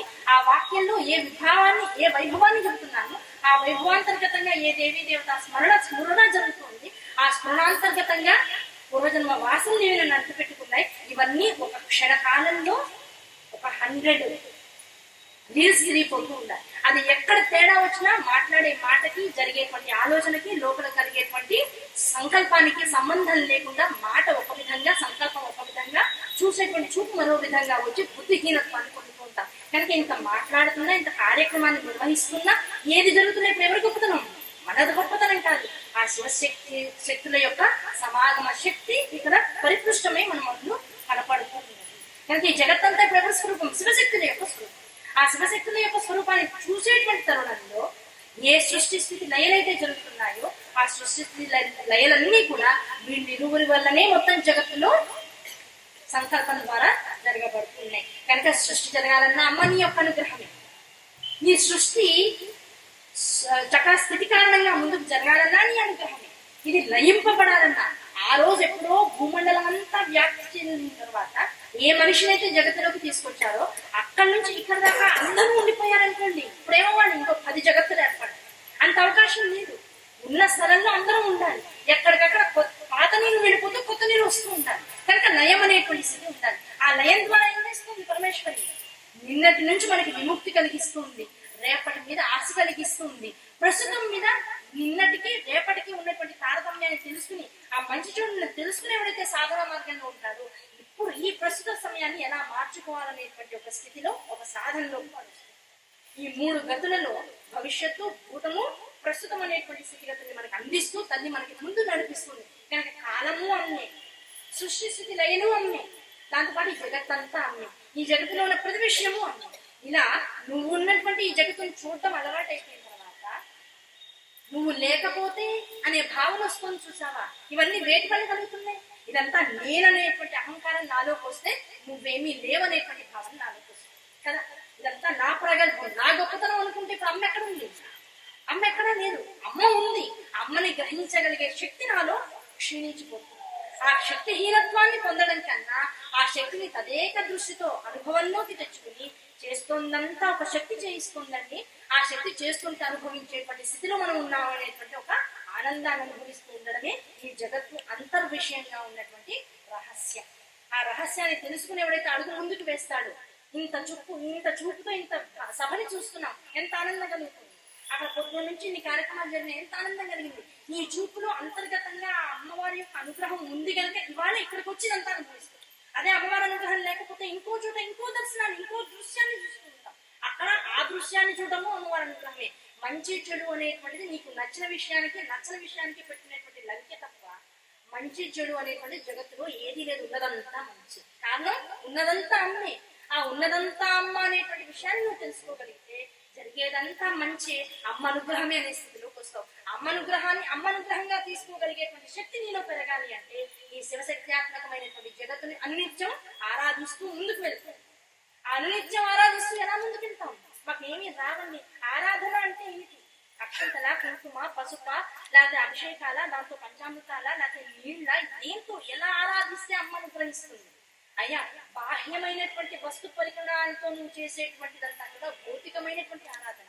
ఈ శరీరం ఉంది కనుక, దీనికి చేతులు ఉన్నాయి కనుక, కాళ్ళు ఉన్నాయి కనుక, కళ్ళు ఉన్నాయి కనుక, నోరు ఉంది కనుక, చెవులు ఉన్నాయి కనుక, దీనిలో బుద్ధి ఉంది కనుక, అహంకారం ఉంది కనుక, పాలు కావాలి, ఆవు పాలు కావాలి, ఆవు పెరుగు కావాలి, తేనె కావాలి, పంచదార కావాలి, ఇంకేదో కావాలి, ఇంకేదో కావాలి, అన్ని వ్యవస్థ చేసుకుని ఆరాధన అనేటువంటి దాన్ని ఋషులు ఏదైతే మనకు అందించారో ఆ ఋషి యుక్తమైనటువంటి ప్రోక్తమైనటువంటి పూజా విధానాన్ని తెలుసుకుని పూజ చేస్తున్నాము, చేశాము అనేటువంటి రెండు అహంకారాల నుంచి బయటికి రావాలంటే అయాసన శరీరం ఇవ్వబడింది కనుక ఈ శరీరంలో ఉన్నటువంటి ఆ తల్లితత్వాన్ని తెలుసుకునేటువంటి ప్రయత్నం చేయాలి కనుక ఆ తల్లితత్వం నాకు అర్థమవడం కోసం ఈ జగత్తులో ఉన్నటువంటి ప్రతి వస్తువు అమ్మనేటువంటి భావనతో, అయ్యనేటువంటి భావనతో ఎప్పుడైతే నేను దాన్ని అనుభవించడం, దాన్ని ముట్టుకోవడం, దానికి అభిషేకం చేయడం, దానికి నేను ఎటువంటి అలంకారాలు చేస్తున్నానో అటువంటి అలంకారాలే ఆ ధాతు స్వరూపానికి చేస్తూ పోవడం. ఇలా చేస్తూ పోతే కొన్నాళ్ళకి ఏమవుతుంది? చేయగా చిన్న పిల్లవాడు అప్పుడే లేచి కూర్చుంటున్నాడు.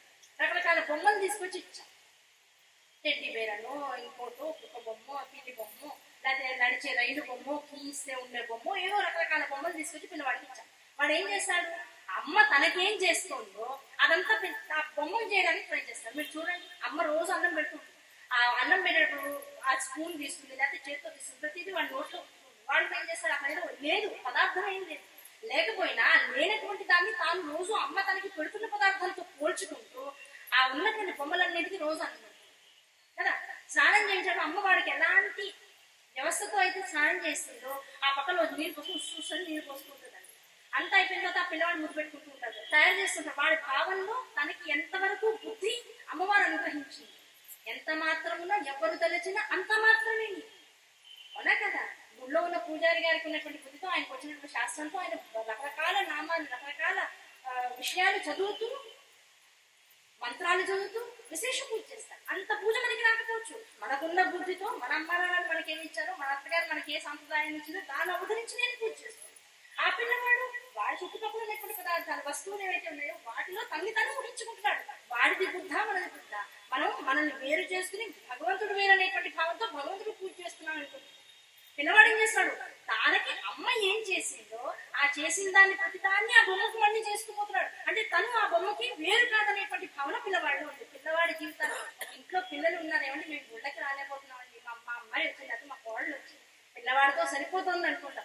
పిల్లల ఇంట్లో ఉన్న ఇల్లు భగవంతుడు ఉన్నటువంటి ఇల్లు. కారణం ఏంటి? వాడిని చూస్తూ ఒక సంవత్సర కాలం, 2 సంవత్సరాల కాలం వాడు మనల్ని వదిలి వెళ్ళిపోయి, అంటే పరిగెత్తుతూ అవతలికి పారిపోయే స్థితి వచ్చేదాకా అనిత్యం పిల్లల్ని చూస్తే అసలు నువ్వు ఎలాంటి వాడు నీకు అర్థమైపోతుంది, నువ్వేం తప్పులు చేస్తున్నావు నీకు అర్థమైపోతుంది, నువ్వు ఎలా ఉండాలో నీకు అర్థమైపోతుంది.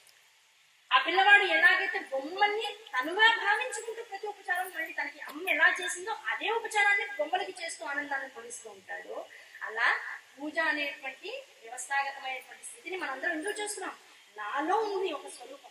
ఆ నాలో ఉన్నటువంటి ఆత్మతత్వాన్ని తెలుసుకోవడానికి ఏ అర్థమో పనిచేయట్ల. రూపం ఒకటి బయట మొత్తం పూత వేయబడింది. ఆ పూతని చీలిస్తే తప్ప లోపల ఉన్నటువంటి ఆత్మజ్యోతి కనపడడానికి అవకాశం. ఆత్మజ్యోతిని ఈ శరీరాన్ని తీసేసిన తర్వాత చూడగలిగే శక్తి నాకు కనుక లోపల ఉన్న జ్యోతి అయితే ఒకటి ఉంది. కారణం ఏంటి? ఇది మెడుకు ఉన్నప్పుడు అంతటినీ చూస్తుంది.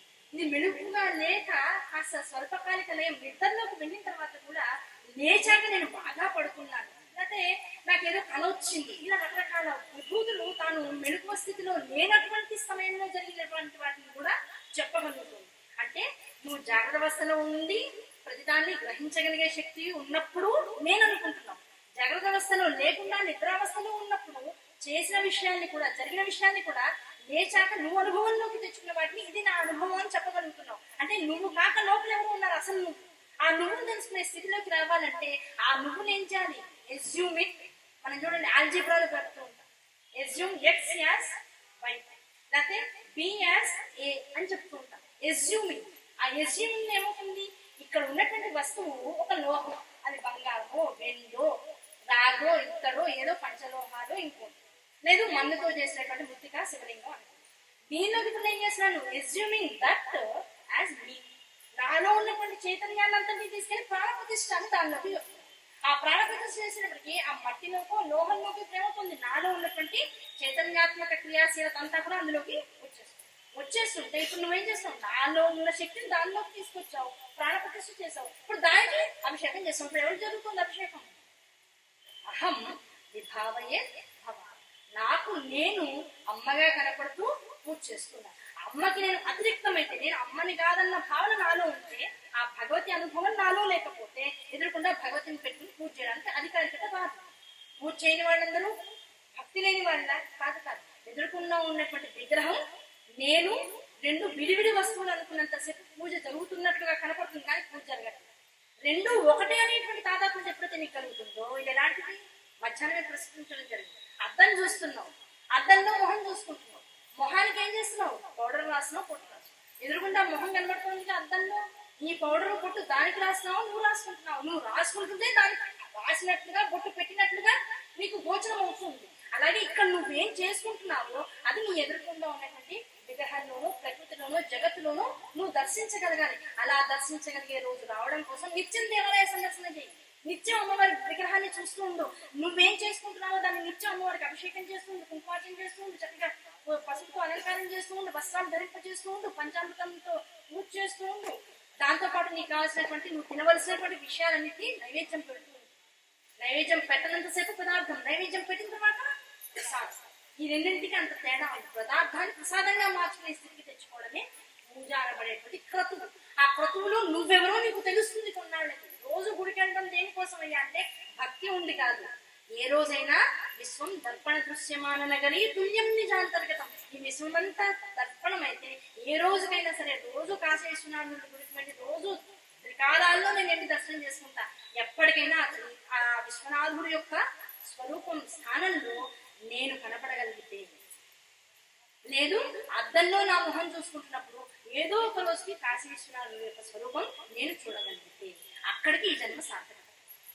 దానికోసం ఇంత వ్యవహారం, ఇంత పూజలు చేయండి, గుళ్ళకి వెళ్ళండి, లేకపోతే ఇలా ఇలా చేయండి, ఆ స్తోత్రం చదవండి, ఈ స్తోత్రం చదవండి, ఇన్ని రకాలుగా చదవండి, ఇన్ని వేళసార్లు పారాయణ చేయండి, ఇన్ని నామాలు చేయండి. ఇవన్నీ ఎందుకోసం, నువ్వు అమ్మకి అతిరిక్తం ఏది లేదు జగత్తులో. ఆ నీలో ఉన్నటువంటి అమ్మతనాన్ని తెలుసుకోవడం కోసం ఇంత ఆ వ్యవహారంలో ఎలా పట్టుకోవాలి. శంకరాచార్య వారు ఇచ్చినటువంటి మొట్టమొదటి శ్లోకంతో అమ్మ జగత్తంతా నువ్విచ్చింది, ఆ కనపడుతుందంతా నువ్వే.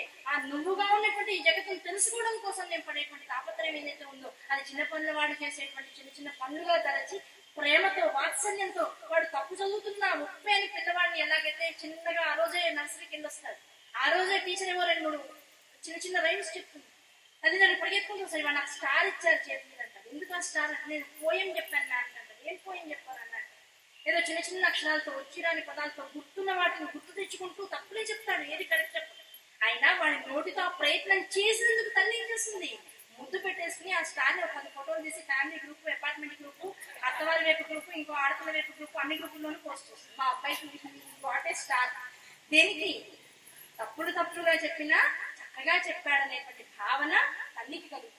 నువ్వు ఎన్ని తప్పులు చేసినా అమ్మ మీద మనసు పెట్టి నీకు ఏదొచ్చినా అమ్మకి సమర్పిస్తూ ఉండు. వాడు స్టార్ తీసుకొచ్చి అమ్మాయి చూపించాడు, నువ్వు వచ్చిందంతా సంపదంతా అమ్మాయి చూపిస్తుంది, అమ్మకే కనికరించే. అమ్మ ఏం చేస్తుంది, ఇన్నాళ్ళు భూలోకంలో వదిలేసింది, ఇప్పుడు ఏం చేస్తుంది, ఎత్తుకుని దగ్గర చేసుకుని ముద్దు పెట్టుకుంటుంది. దాన్నే మనం ముక్తి, కైవల్యం, మోక్షం.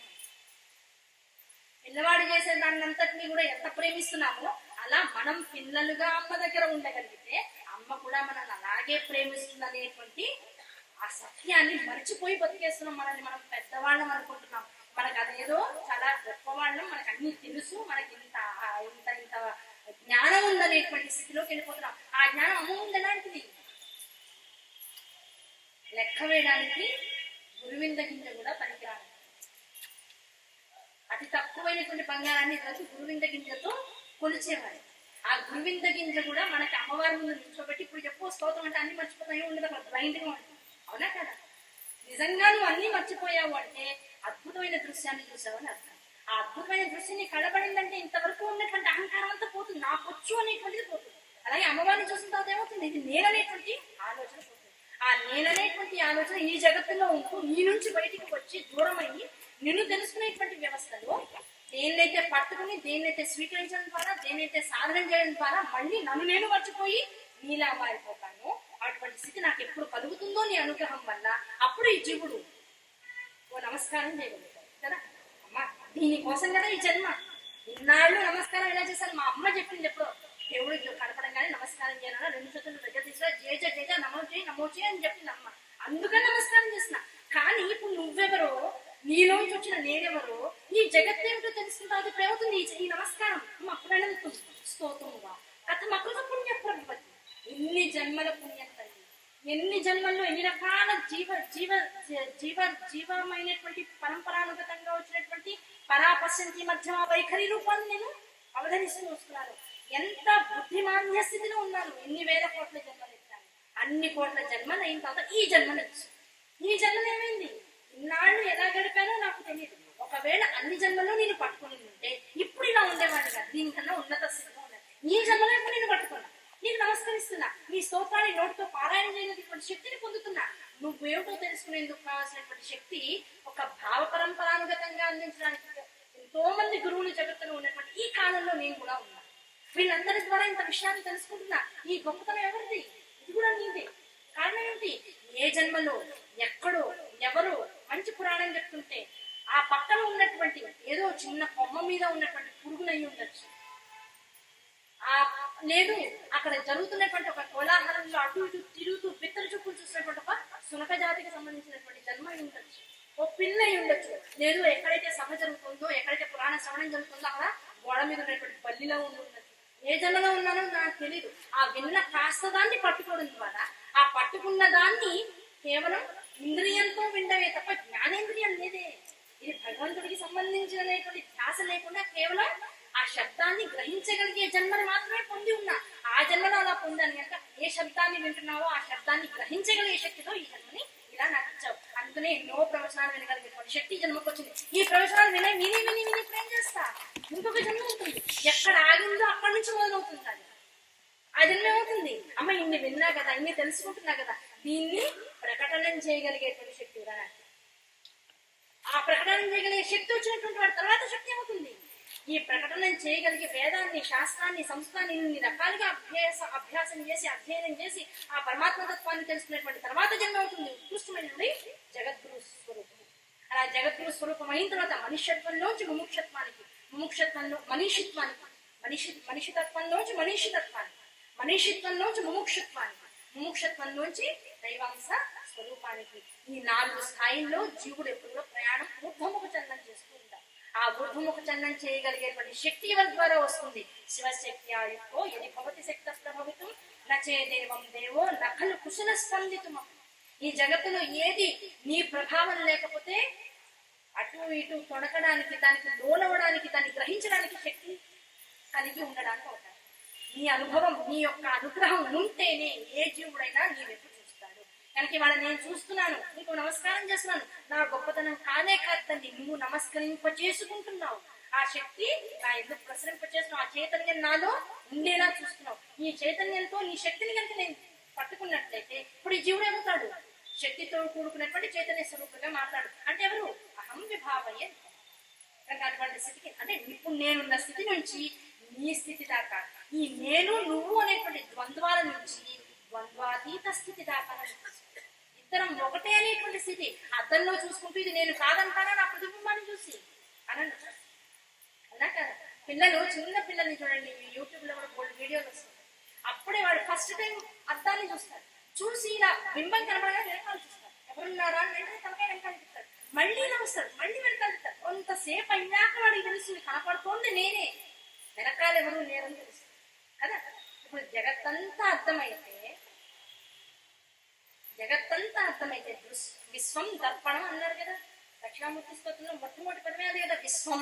అదేమిటి? దర్పణం. కనుక ఈ దర్పణంగా నా ఎదుర్కొండా అనేటువంటి విశ్వం అంతా గోచరం అయితే ఆ దర్పణాన్ని ఇప్పుడు చూస్తున్నది ఎవరు? నేనే కదా. ఇప్పుడు ప్రతి స్వరూపం ఎలా కనపడాలి? గుళ్ళో ఉన్న అమ్మవారు నాలానే కనపడాలి, నేను చూసే ప్రతి స్వరూపము అమ్మవారుగానే కనపడాలి. అమ్మ గుడికి వస్తే నేను తెలుసుకోవడం కాదు, ఈ జగత్తే పరమైనటువంటి కాశీక్షేత్రంగా భావించగలిగితే నాకు కనపడే ప్రతి రూపము నువ్వు అనేటువంటి ధ్యాస నాలో పెరిగితే ఇప్పుడు ఏమైపోయింది? నేను నువ్వు ఎవరు లేదు, ఉన్నదంతా ఒకటే. ఆ ఒక్క స్థితిని నేను పొందాలి. ఆ ఒక్క స్థితిని పొందితే అదే అత్యున్నతమైనటువంటి ఆధ్యాత్మిక స్థితి. అటువంటి స్థితి పొందడము మొట్టమొదటి శ్లోకంలో పెట్టారు శంకరాచార్య. ఈ శ్లోకం చదివితే ఇప్పుడు ఏమొస్తుందండి? మీరు అన్నారు కదా, లౌకికమైన భౌతికమైన రకరకాల కోరికలన్నీ తీర్చిన తర్వాత అమ్మ ఏం చేస్తుంది? కోరికలు తీరుస్తుందా అమ్మ? వెంటనే కోరిక. ఏమంటే ఈ సౌందర్య లహరి ఇదివరకంత అంత ప్రతీతి లేదండి, ఎక్కువ మంది చదవలేదు. సౌందర్య లహరి ఎందుకు చదవాలి? మొట్టమొదటి చెప్పే ప్రశ్న సమాధానం ఏమిటాయి అంటే, నీకు మనిషిగా పుట్టినందుకు 100 రకాల కోరికలు ఉంటాయి. నాకు ఆస్తి రావాలి, పాస్తి రావాలి, మా అత్తగారి బంగారం రావాలి, మా అమ్మ బంగారం కూడా నాకే రావాలి, అవునా కదా. పక్కింటి వాళ్ళ ఇంట్లో నా ఇంటి స్థలం ఒక 5 గజాలు అలా కలిసింది, కాస్త ఇలా ఇలా ఇలా క్రాస్ వెళ్ళింది.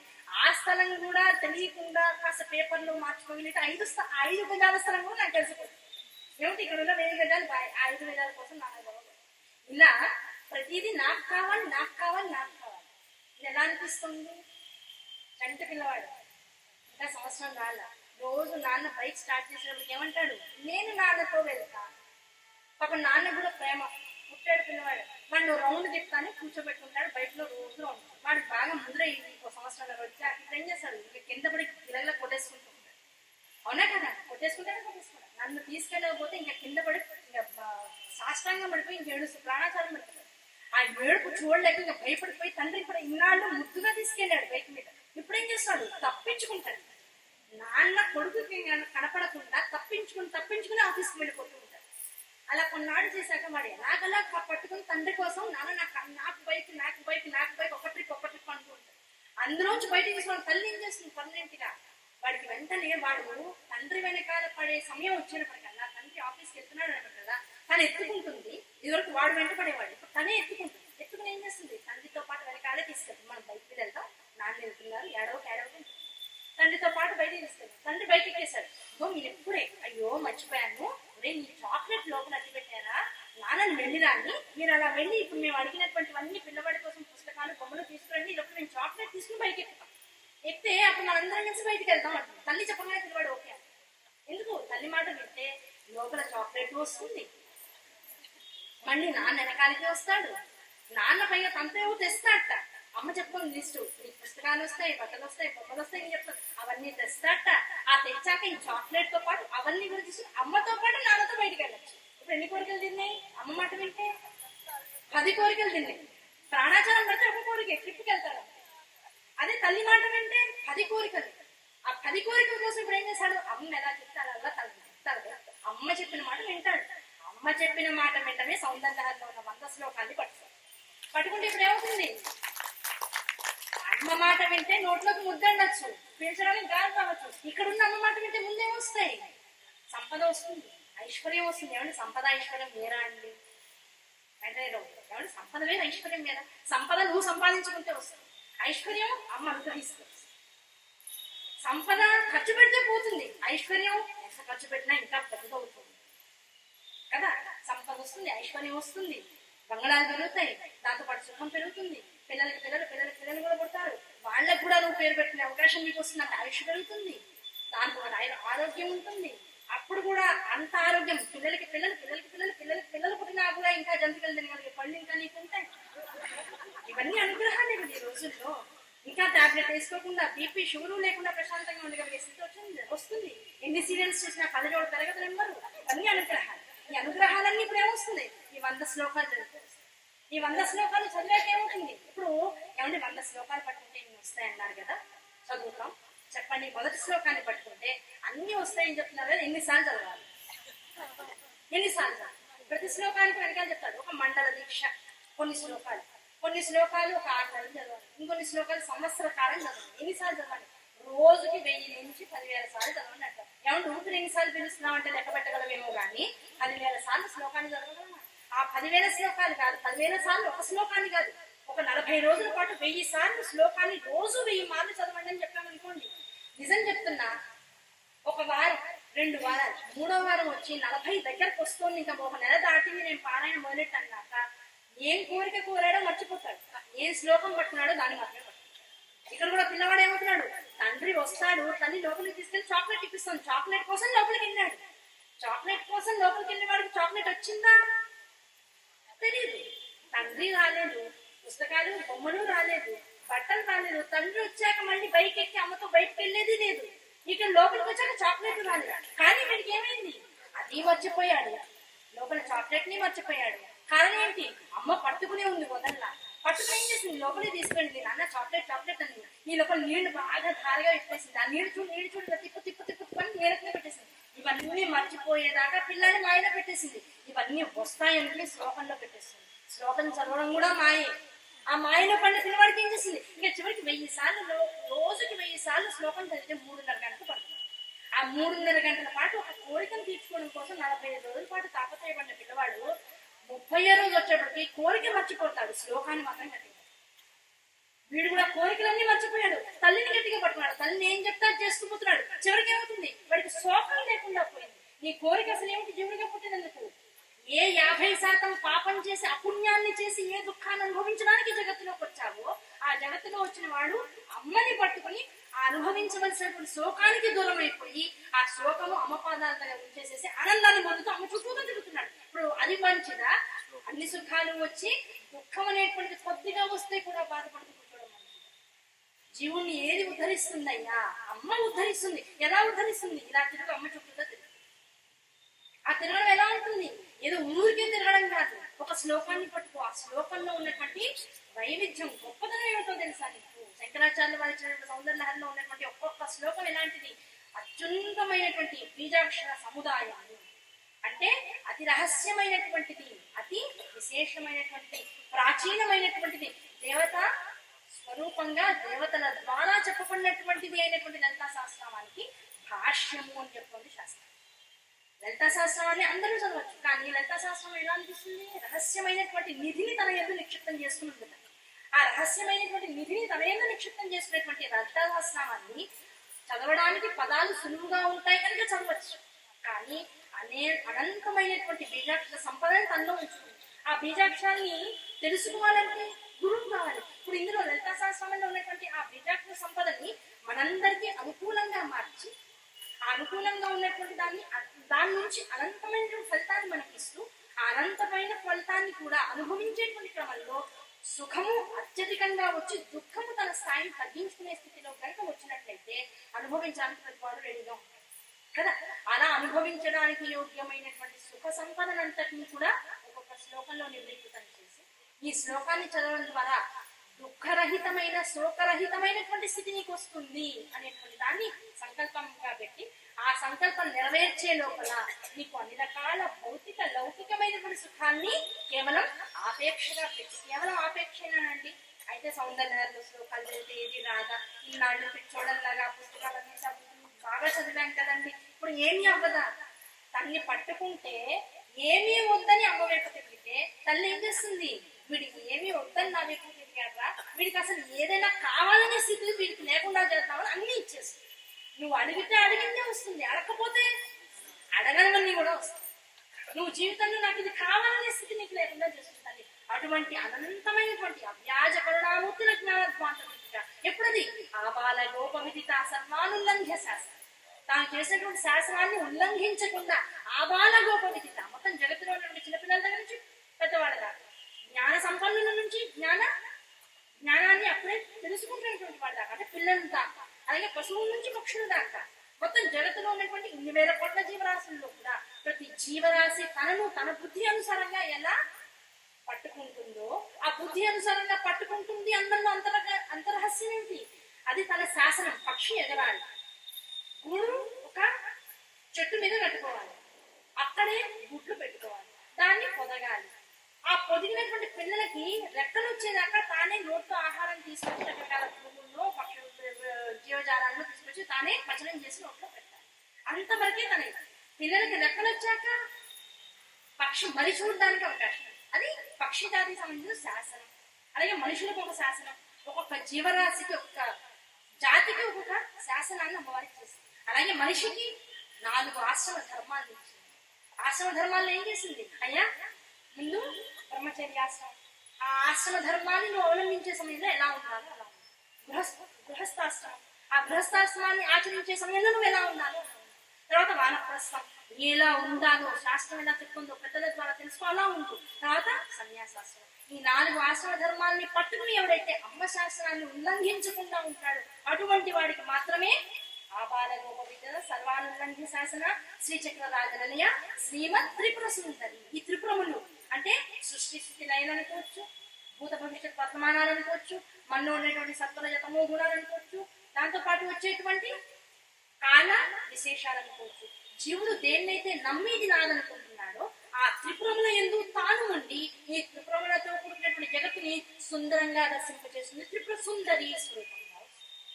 కనుక త్రిపురములలో సుందరత్వాన్ని, సుందరీ స్వరూపాన్ని చూడగలిగినటువంటి వాడు ఎవడవుతాడు? పరమశివుడు అవుతాడు. అంటే అమ్మకేం కావాలి? మనందరం శివస్వరూపాన్ని పొందడం కావాలి. అవునా కదా? ఆ శివస్వరూపాన్ని అందించగలిగే శక్తి ఇప్పుడు ఎందులో ఉంది? సౌందర్య శ్లోకాలు. నీకు ఐహికమైనటువంటి కోరికల్ని తీరుస్తుంది, లౌకికమైనటువంటి వాంఛల్ని ఇస్తుంది, దాంతో పాటు అలౌకికమైనటువంటి జ్ఞాన సంపదని అందిస్తుంది.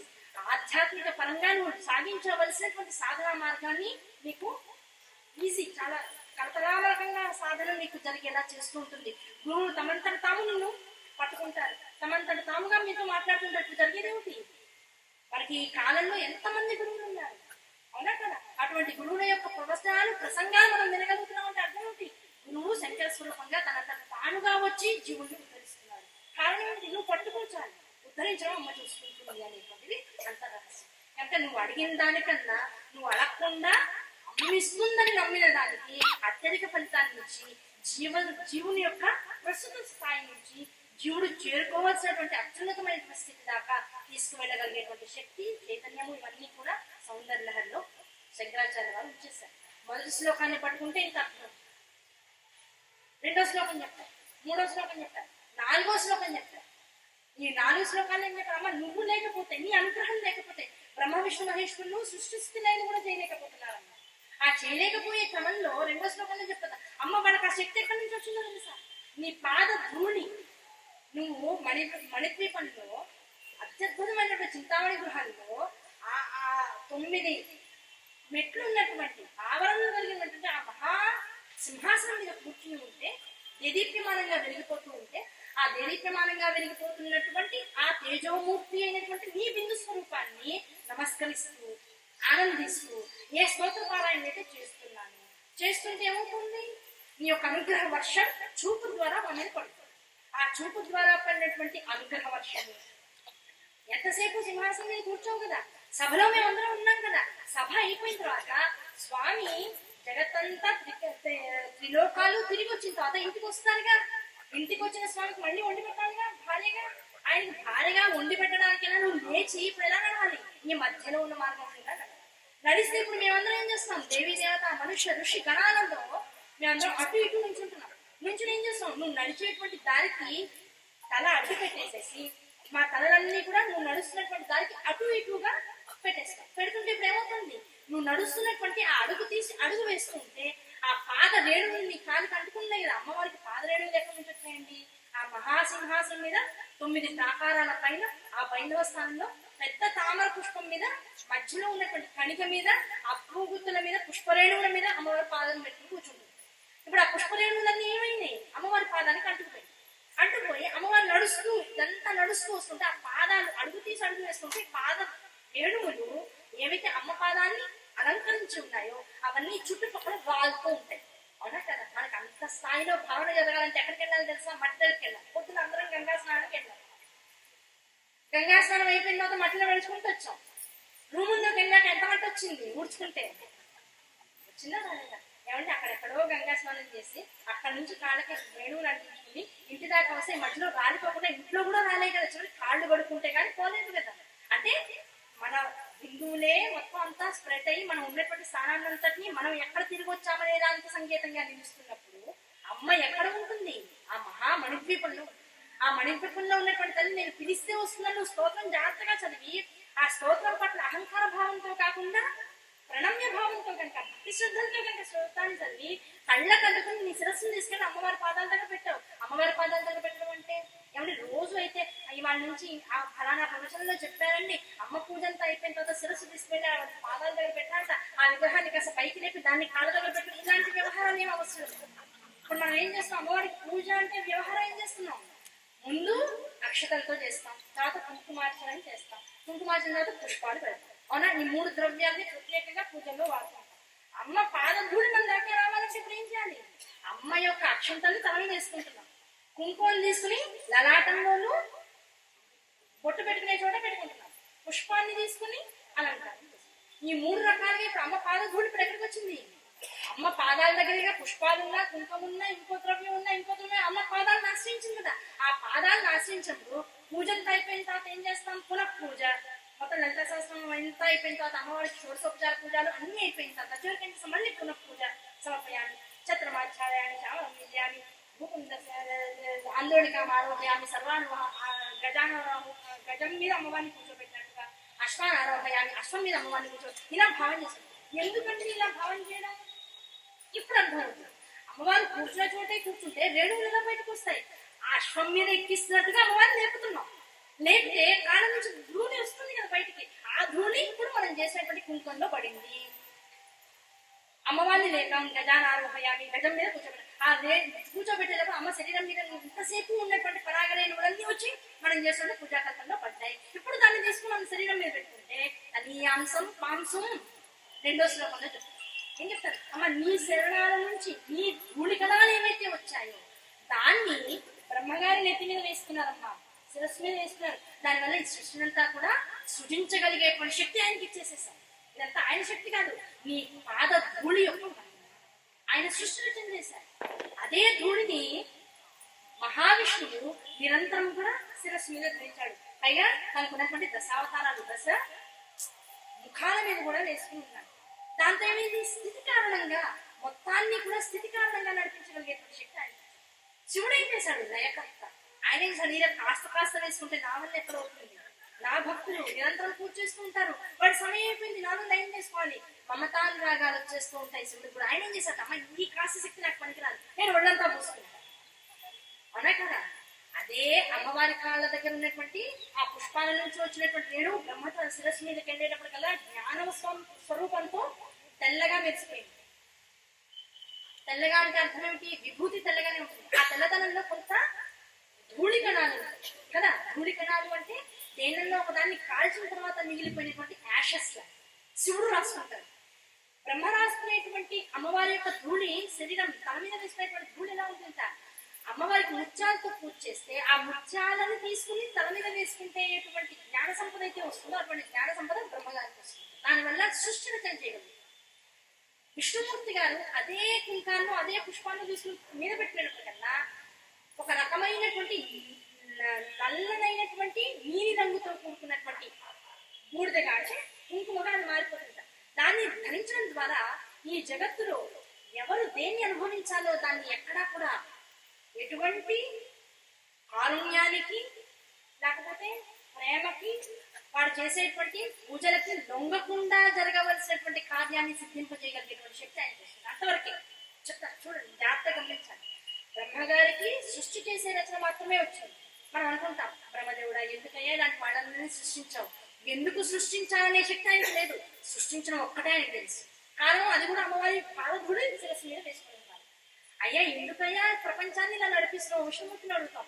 ఎలా నడిపించాలో ఆయనకి సంబంధం లేదు. ఆవిడ ఎలా చెప్తే అలా చేయడం మాత్రమే ఈయనకు వస్తుంది. కారణం ఆవిడ ధూళిని ఆయన శిరస్సు మీద ధరించారు. మరి శివుడు ఎటువంటి సమయంలో అయినా సరే, ఎటువంటి స్థితిగతుల్లో అయినా సరే, ఎంత ఇంట్లో శుభముహూర్తం పెట్టుకున్నా సరే పోవలసిన ప్రాణం అవుతుందా? నిమిషాలు అయ్యో ఇంట్లో పెళ్లి పెట్టినాడు అయ్యాలు తీసుకెళ్దాం అనుకుంటాడు ఆయన? అనుకుంటాడు.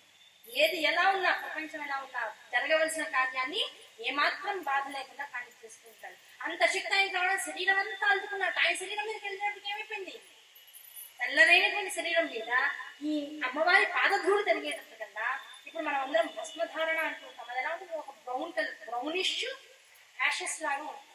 ఆ ధూళితో కూడుకున్నటువంటి రజనుతో కూడుకున్నటువంటి పరాగరేణువులాగా అయ్యవారి శరీరానికి అల్లుకుంటూ ఉంటుంది. సృష్టి స్థితి లయలు ఎలా ఉంటాయి అంటే ఈ మూడు కారణాలు ప్రకృతి ఆయా స్వరూపాన్ని పొందుతూ ఉంటుంది. వీళ్ళ ముగ్గురు తమ శరీరాల మీద, తమ శిరస్సుల మీద ఈ ధూళిని జల్లుకోవడం మూలాన అంత శక్తి పొందుతూ ఉంటే, అమ్మ నేను ఈ జీవితంలో నీకు పూజ చేసి నేను అనుభవిస్తున్నటువంటి సౌభాగ్య స్వరూపాలన్నిటినీ కూడా నీకు అర్పణ చేస్తూ మళ్ళీ ఆ సౌభాగ్య సంపదని నేను స్వీకరిస్తాను. స్వీకరించగా ఏమవుతుంది, వాళ్ళ ముగ్గురికి అంత శక్తిని ఇస్తే దాంతో పాటు ఇంకోటి కూడా చెప్పాడు, అయ్యా వాసుకి మొత్తం భూమండలాన్నంతా తన నెత్తి మీద పోషిస్తుంది, భారం మోస్తుంది కదా, ఆ మోయగలిగే శక్తి కూడా నీ వల్లే వచ్చిందమ్మా. కారణం ఏంటి, ఆ వాసుకి మొత్తం మీ తల మీద వేసుకుంటాడట అమ్మవారి యొక్క పాదరేణి. మరి నేను నిత్యము నీ పూజ అయిన తర్వాత నేను 3 స్నానాలలో అక్షంతలు తీసుకుని బ్రహ్మరంధ్రం మీద మళ్ళీ జన్మరాత కదా, కుంకుమ తీసుకుని ముందు లలాట భాగంలో, లలాటపై ఉన్నప్పుడు ఈ నుదురు భాగంలో ఇక్కడ ధరిస్తున్నా. ఏది సౌభాగ్యం అని జగత్తులో ఒక శాస్త్రం ఉందో ఆ సౌభాగ్యం నన్ను వీడకుండా. 4 నీకు చేసిన పూజా పుష్పాన్ని చేసి వెనకాల శిఖయందు అలంకరించుకుంటున్నా.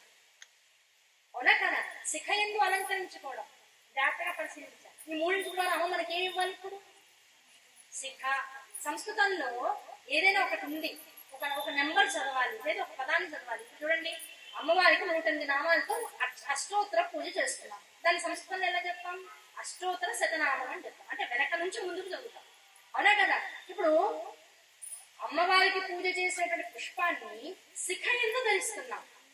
శిఖ ఎందు ధరించడం అంటే అమ్మ ఈ పూజా పుష్పాన్ని పూజ చేశాను, ఇది నేను పువ్వులా వెళ్ళిపోవాలి మొట్టమొదటి కోరిక. నేను పువ్వులా వెళ్ళిపోవాలి, మళ్ళీ దీన్ని శిఖలో ధరిస్తున్నా అంటే శిఖని రివర్స్ చేయండి. కాశీలో వచ్చి ఇక్కడ వాసం ఉంది, నీలో ఎక్కువైపోవాలి. ఎలా, పువ్వులా వెళ్ళడం కోసం ఇప్పుడు ఏం చేస్తాను, నేను రోజు ఈ శిఖలో ఈ కాశీ క్షేత్రం ఎందు నీకు చేసినట్టు పూజా పుష్పాలు అంటే సృష్టి, బ్రహ్మరంధ్రం, స్థితి, నాకున్న సౌభాగ్యం ఎప్పటికీ ఉండిపోవాలి, లయం కాశీలో నీలో అయిపోవాలి. 3 స్టార్ వాళ్ళకు ఒక్కడికి ఒక్కొక్కటి ఇచ్చావు, నాకు 3 ఇవ్వాలి.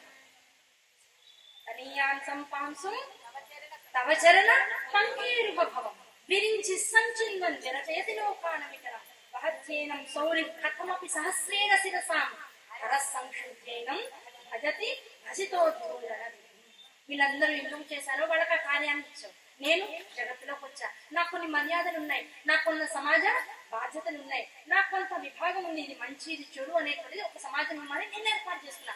ఆ నియమాన్ని ఉల్లంఘించకుండా నిరంతరం నిన్ను పట్టుకున్నందుకు, మొట్టమొదటి శ్లోకంలో ఏం చెప్పారు, అమ్మ నిన్ను పట్టుకున్నందుకు జగత్తంతా ఇచ్చావు, దానికి ఒడంబడికిగా మమ్మల్ని ఇచ్చావు, మమ్మల్ని ఇచ్చినందుకు గాను నిన్ను తెలుసుకునే సౌభాగ్యాన్ని నాకు అందించు. 2వ శ్లోకంలో ఏం చెప్పారు, అమ్మ నిన్ను పట్టుకున్నాం, నీకు నిరంతరం పూజ చేస్తూ ఉన్నాం. ఆ పూజాక్రమంలో ఏ సౌభాగ్య సంపదలను అయితే నీకు అందిస్తున్నామో ఆ సౌభాగ్యాన్ని మాకు అందించి జగత్తు నుంచి సృష్టిస్థితి లయననేటువంటి 3 విభాగాల్లోకి మేము పడిపోయి తప్పిపోకుండా, అందులో ఎటుపోతున్నామో దిశానిర్దేశం లేక నానా రకాల ఇబ్బందులు పడకుండా మమ్మల్ని నువ్వు ఉద్ధరించు అనేటువంటి 3 విభాగాలు అమ్మవారి యొక్క సౌభాగ్య స్వరూపాన్ని స్వీకరిస్తున్నాం. స్వీకరించుకుని మనం ఏమవుతున్నాం, అమ్మ ఏ బ్రహ్మ విష్ణు మహేశ్వరులకి వాసుకి అయితే ఇంత శక్తిని ఇచ్చావో అదే శక్తిని జగత్తులో ఈ జీవుడికి కూడా అందించి వీడు ఉద్ధతిని పొందేనా, వీడు ఉద్ధరణ పొందేనా అనుగ్రహిస్తూ చివరికి ఏం చేయాలి, వీడికి మరణం ఉండకూడదు. శరీరం వచ్చిన తర్వాత మరణం ఉండదా, మరణం ఎలాంటిది, బాధని కలిగించేటువంటిది.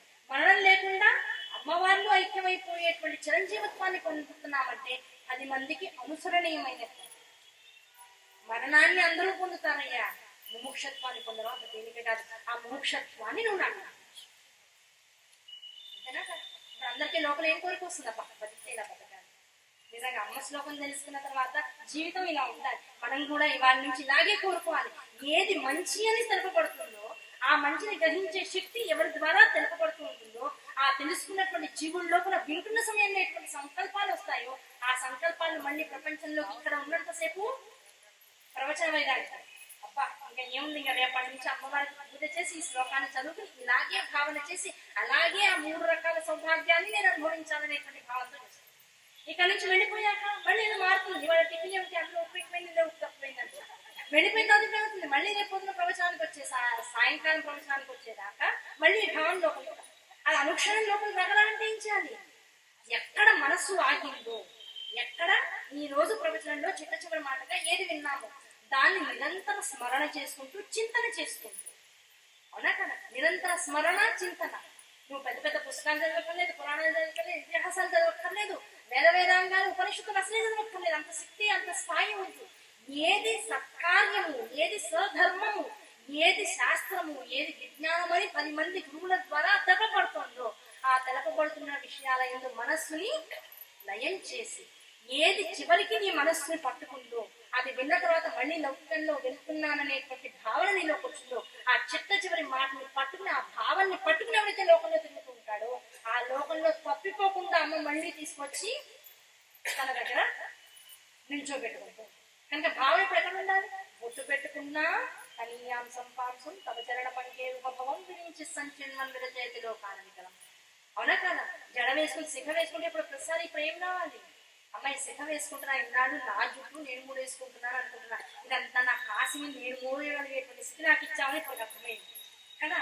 ఇవాళ ఇప్పటి నుంచి నువ్వు శిఖని వెనకాల వేసుకున్న ప్రతిసారి ఇంకా కాసి కాసి కాసి అనుకుంటూ శిఖని వేసుకుంటావు. ఆ శిఖ వేయగానే అయ్యో శివుడు ఉంటాడు ఇందులో, రోజు శివుడికి అభిషేకం చేయడం ఆడవాళ్ళని నెలకొంటున్నారు, అందుకే శిఖకి రోజు చిన్న పువ్వు పెట్టండి. కాశీ విశ్వేశ్వరుడికి నిత్యం పుష్పంతో అర్చన చేసే భాగాన్ని ఒక చిన్న ఆచార సంప్రదాయం అనేటువంటి వ్యవహారంలో ఎంత నిగూఢమైనటువంటి వేదసారం అంతా పెట్టేసిందో విషయాలు లేదు. జడ వేసుకుంటే కిందకి ఉంటుంది, ముడి కడితే ఒక చోట ఉంటుంది.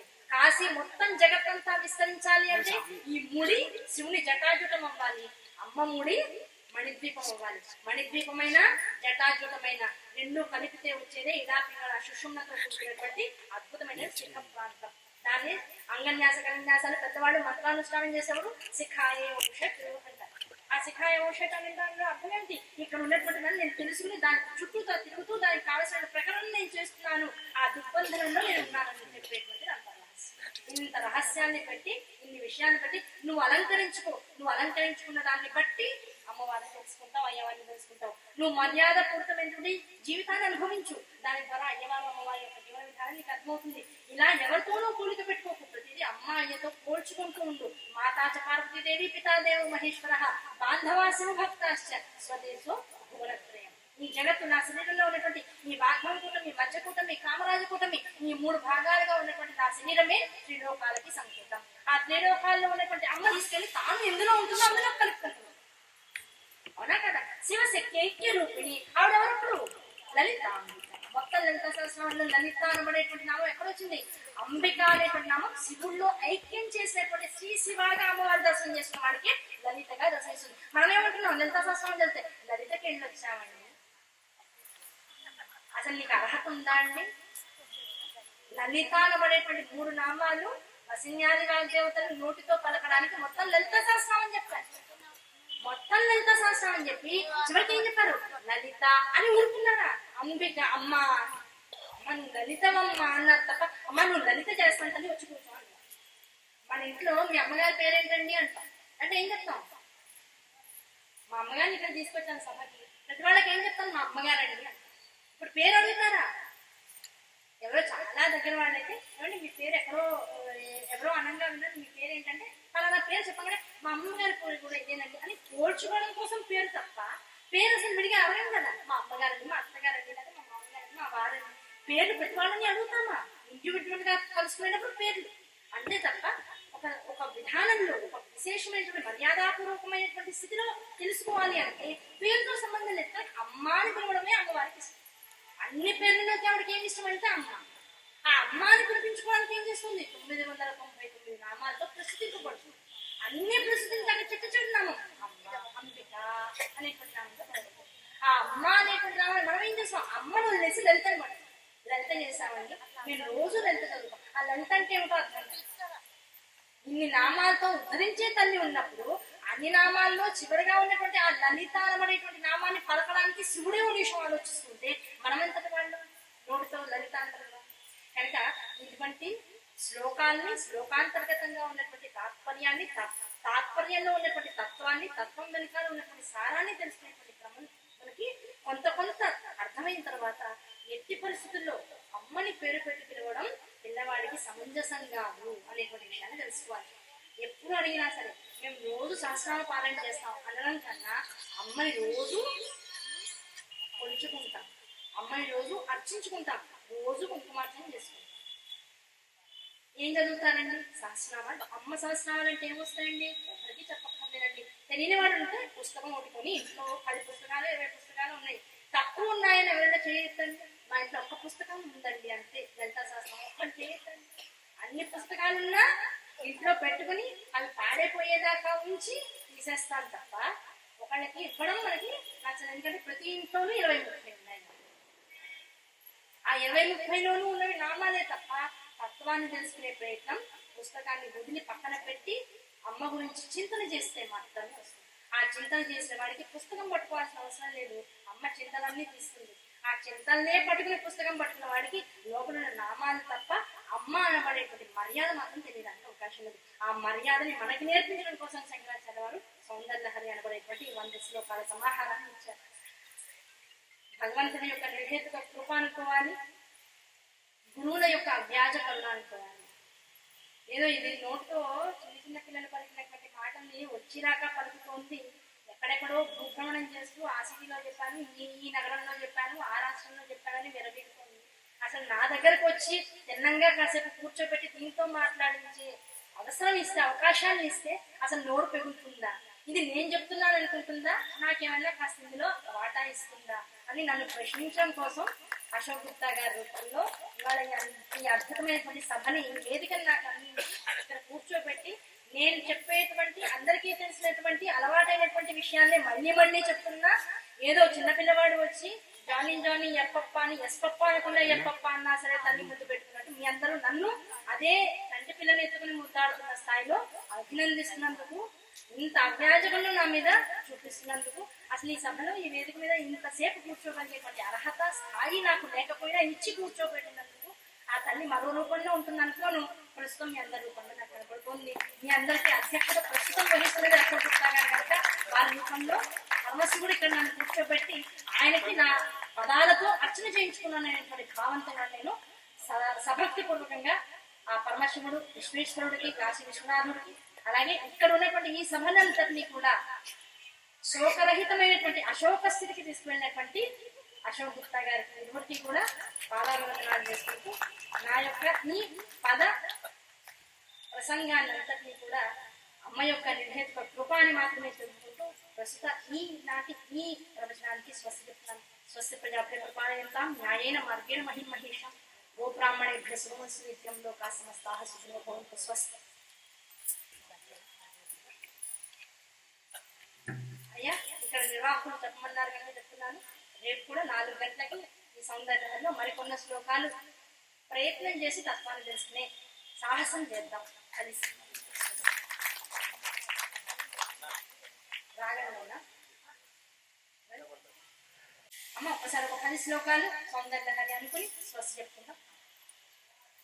శివశక్త్యాయుక్తో యది భవతి శక్తః ప్రభవితుం న చేదేవం దేవో న ఖలు కుశల స్పందితుమపి అతస్తామారాధ్యాం హరిహర విరించాదిభిరపి ప్రణంతుం స్తోతుం వా కథమకృత పుణ్యః ప్రభవతి తనీయాం సంవాంసుం తవ చరణ పంకేరుభవం విరించి సంచిందన్ విరచయతి లోకాన వికలం వహత్యేనం శౌరిం కథమపి సహస్రేణ శిరసాం హర సంక్షుబ్ధైనం భజతి భసితో దూరన విధిం అవిద్యానామంతస్తిమిరమిహిరద్వీపనగరీ జడానాం చైతన్యస్తవకమకరందశ్రుతిచరీ దరిద్రాణాం చింతామణిగుణనికా జన్మ జలధౌ నిమగ్నానాం దంష్ట్రామురరిపువరాహస్య భవతి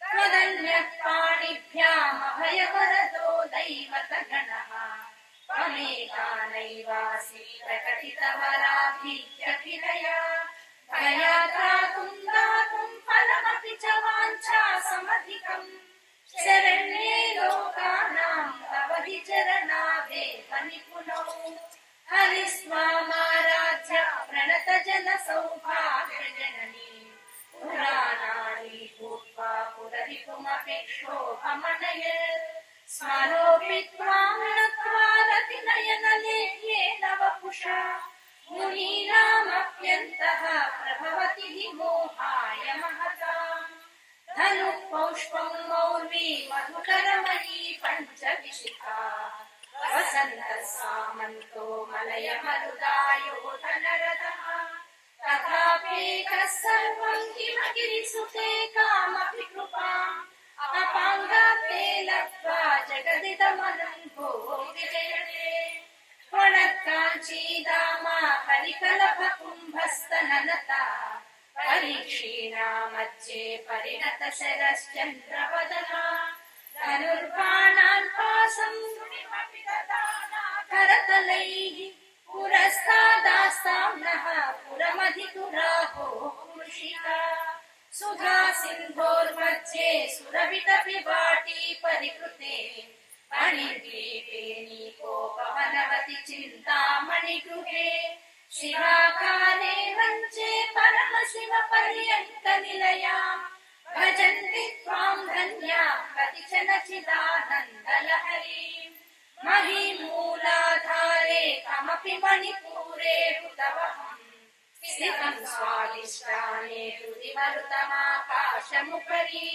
मनोऽपि भ्रूमध्ये सकलमपि भित्त्वा कुलपथम् सहस्रारे पद्मे सहरहसि पद्या विहरसे सुधाधारासारै शरणयुगलान्तर्विगलितैः प्रपञ्चं सिञ्चन्ति पुनरपि रसाम्नाय महसः आवाप्यस्त्वां भूमिं भुजगनिपमध्युष्टवलयम् स्वमात्मानं कृत्वा स्वपिशुकुलकुण्डे कुहरी।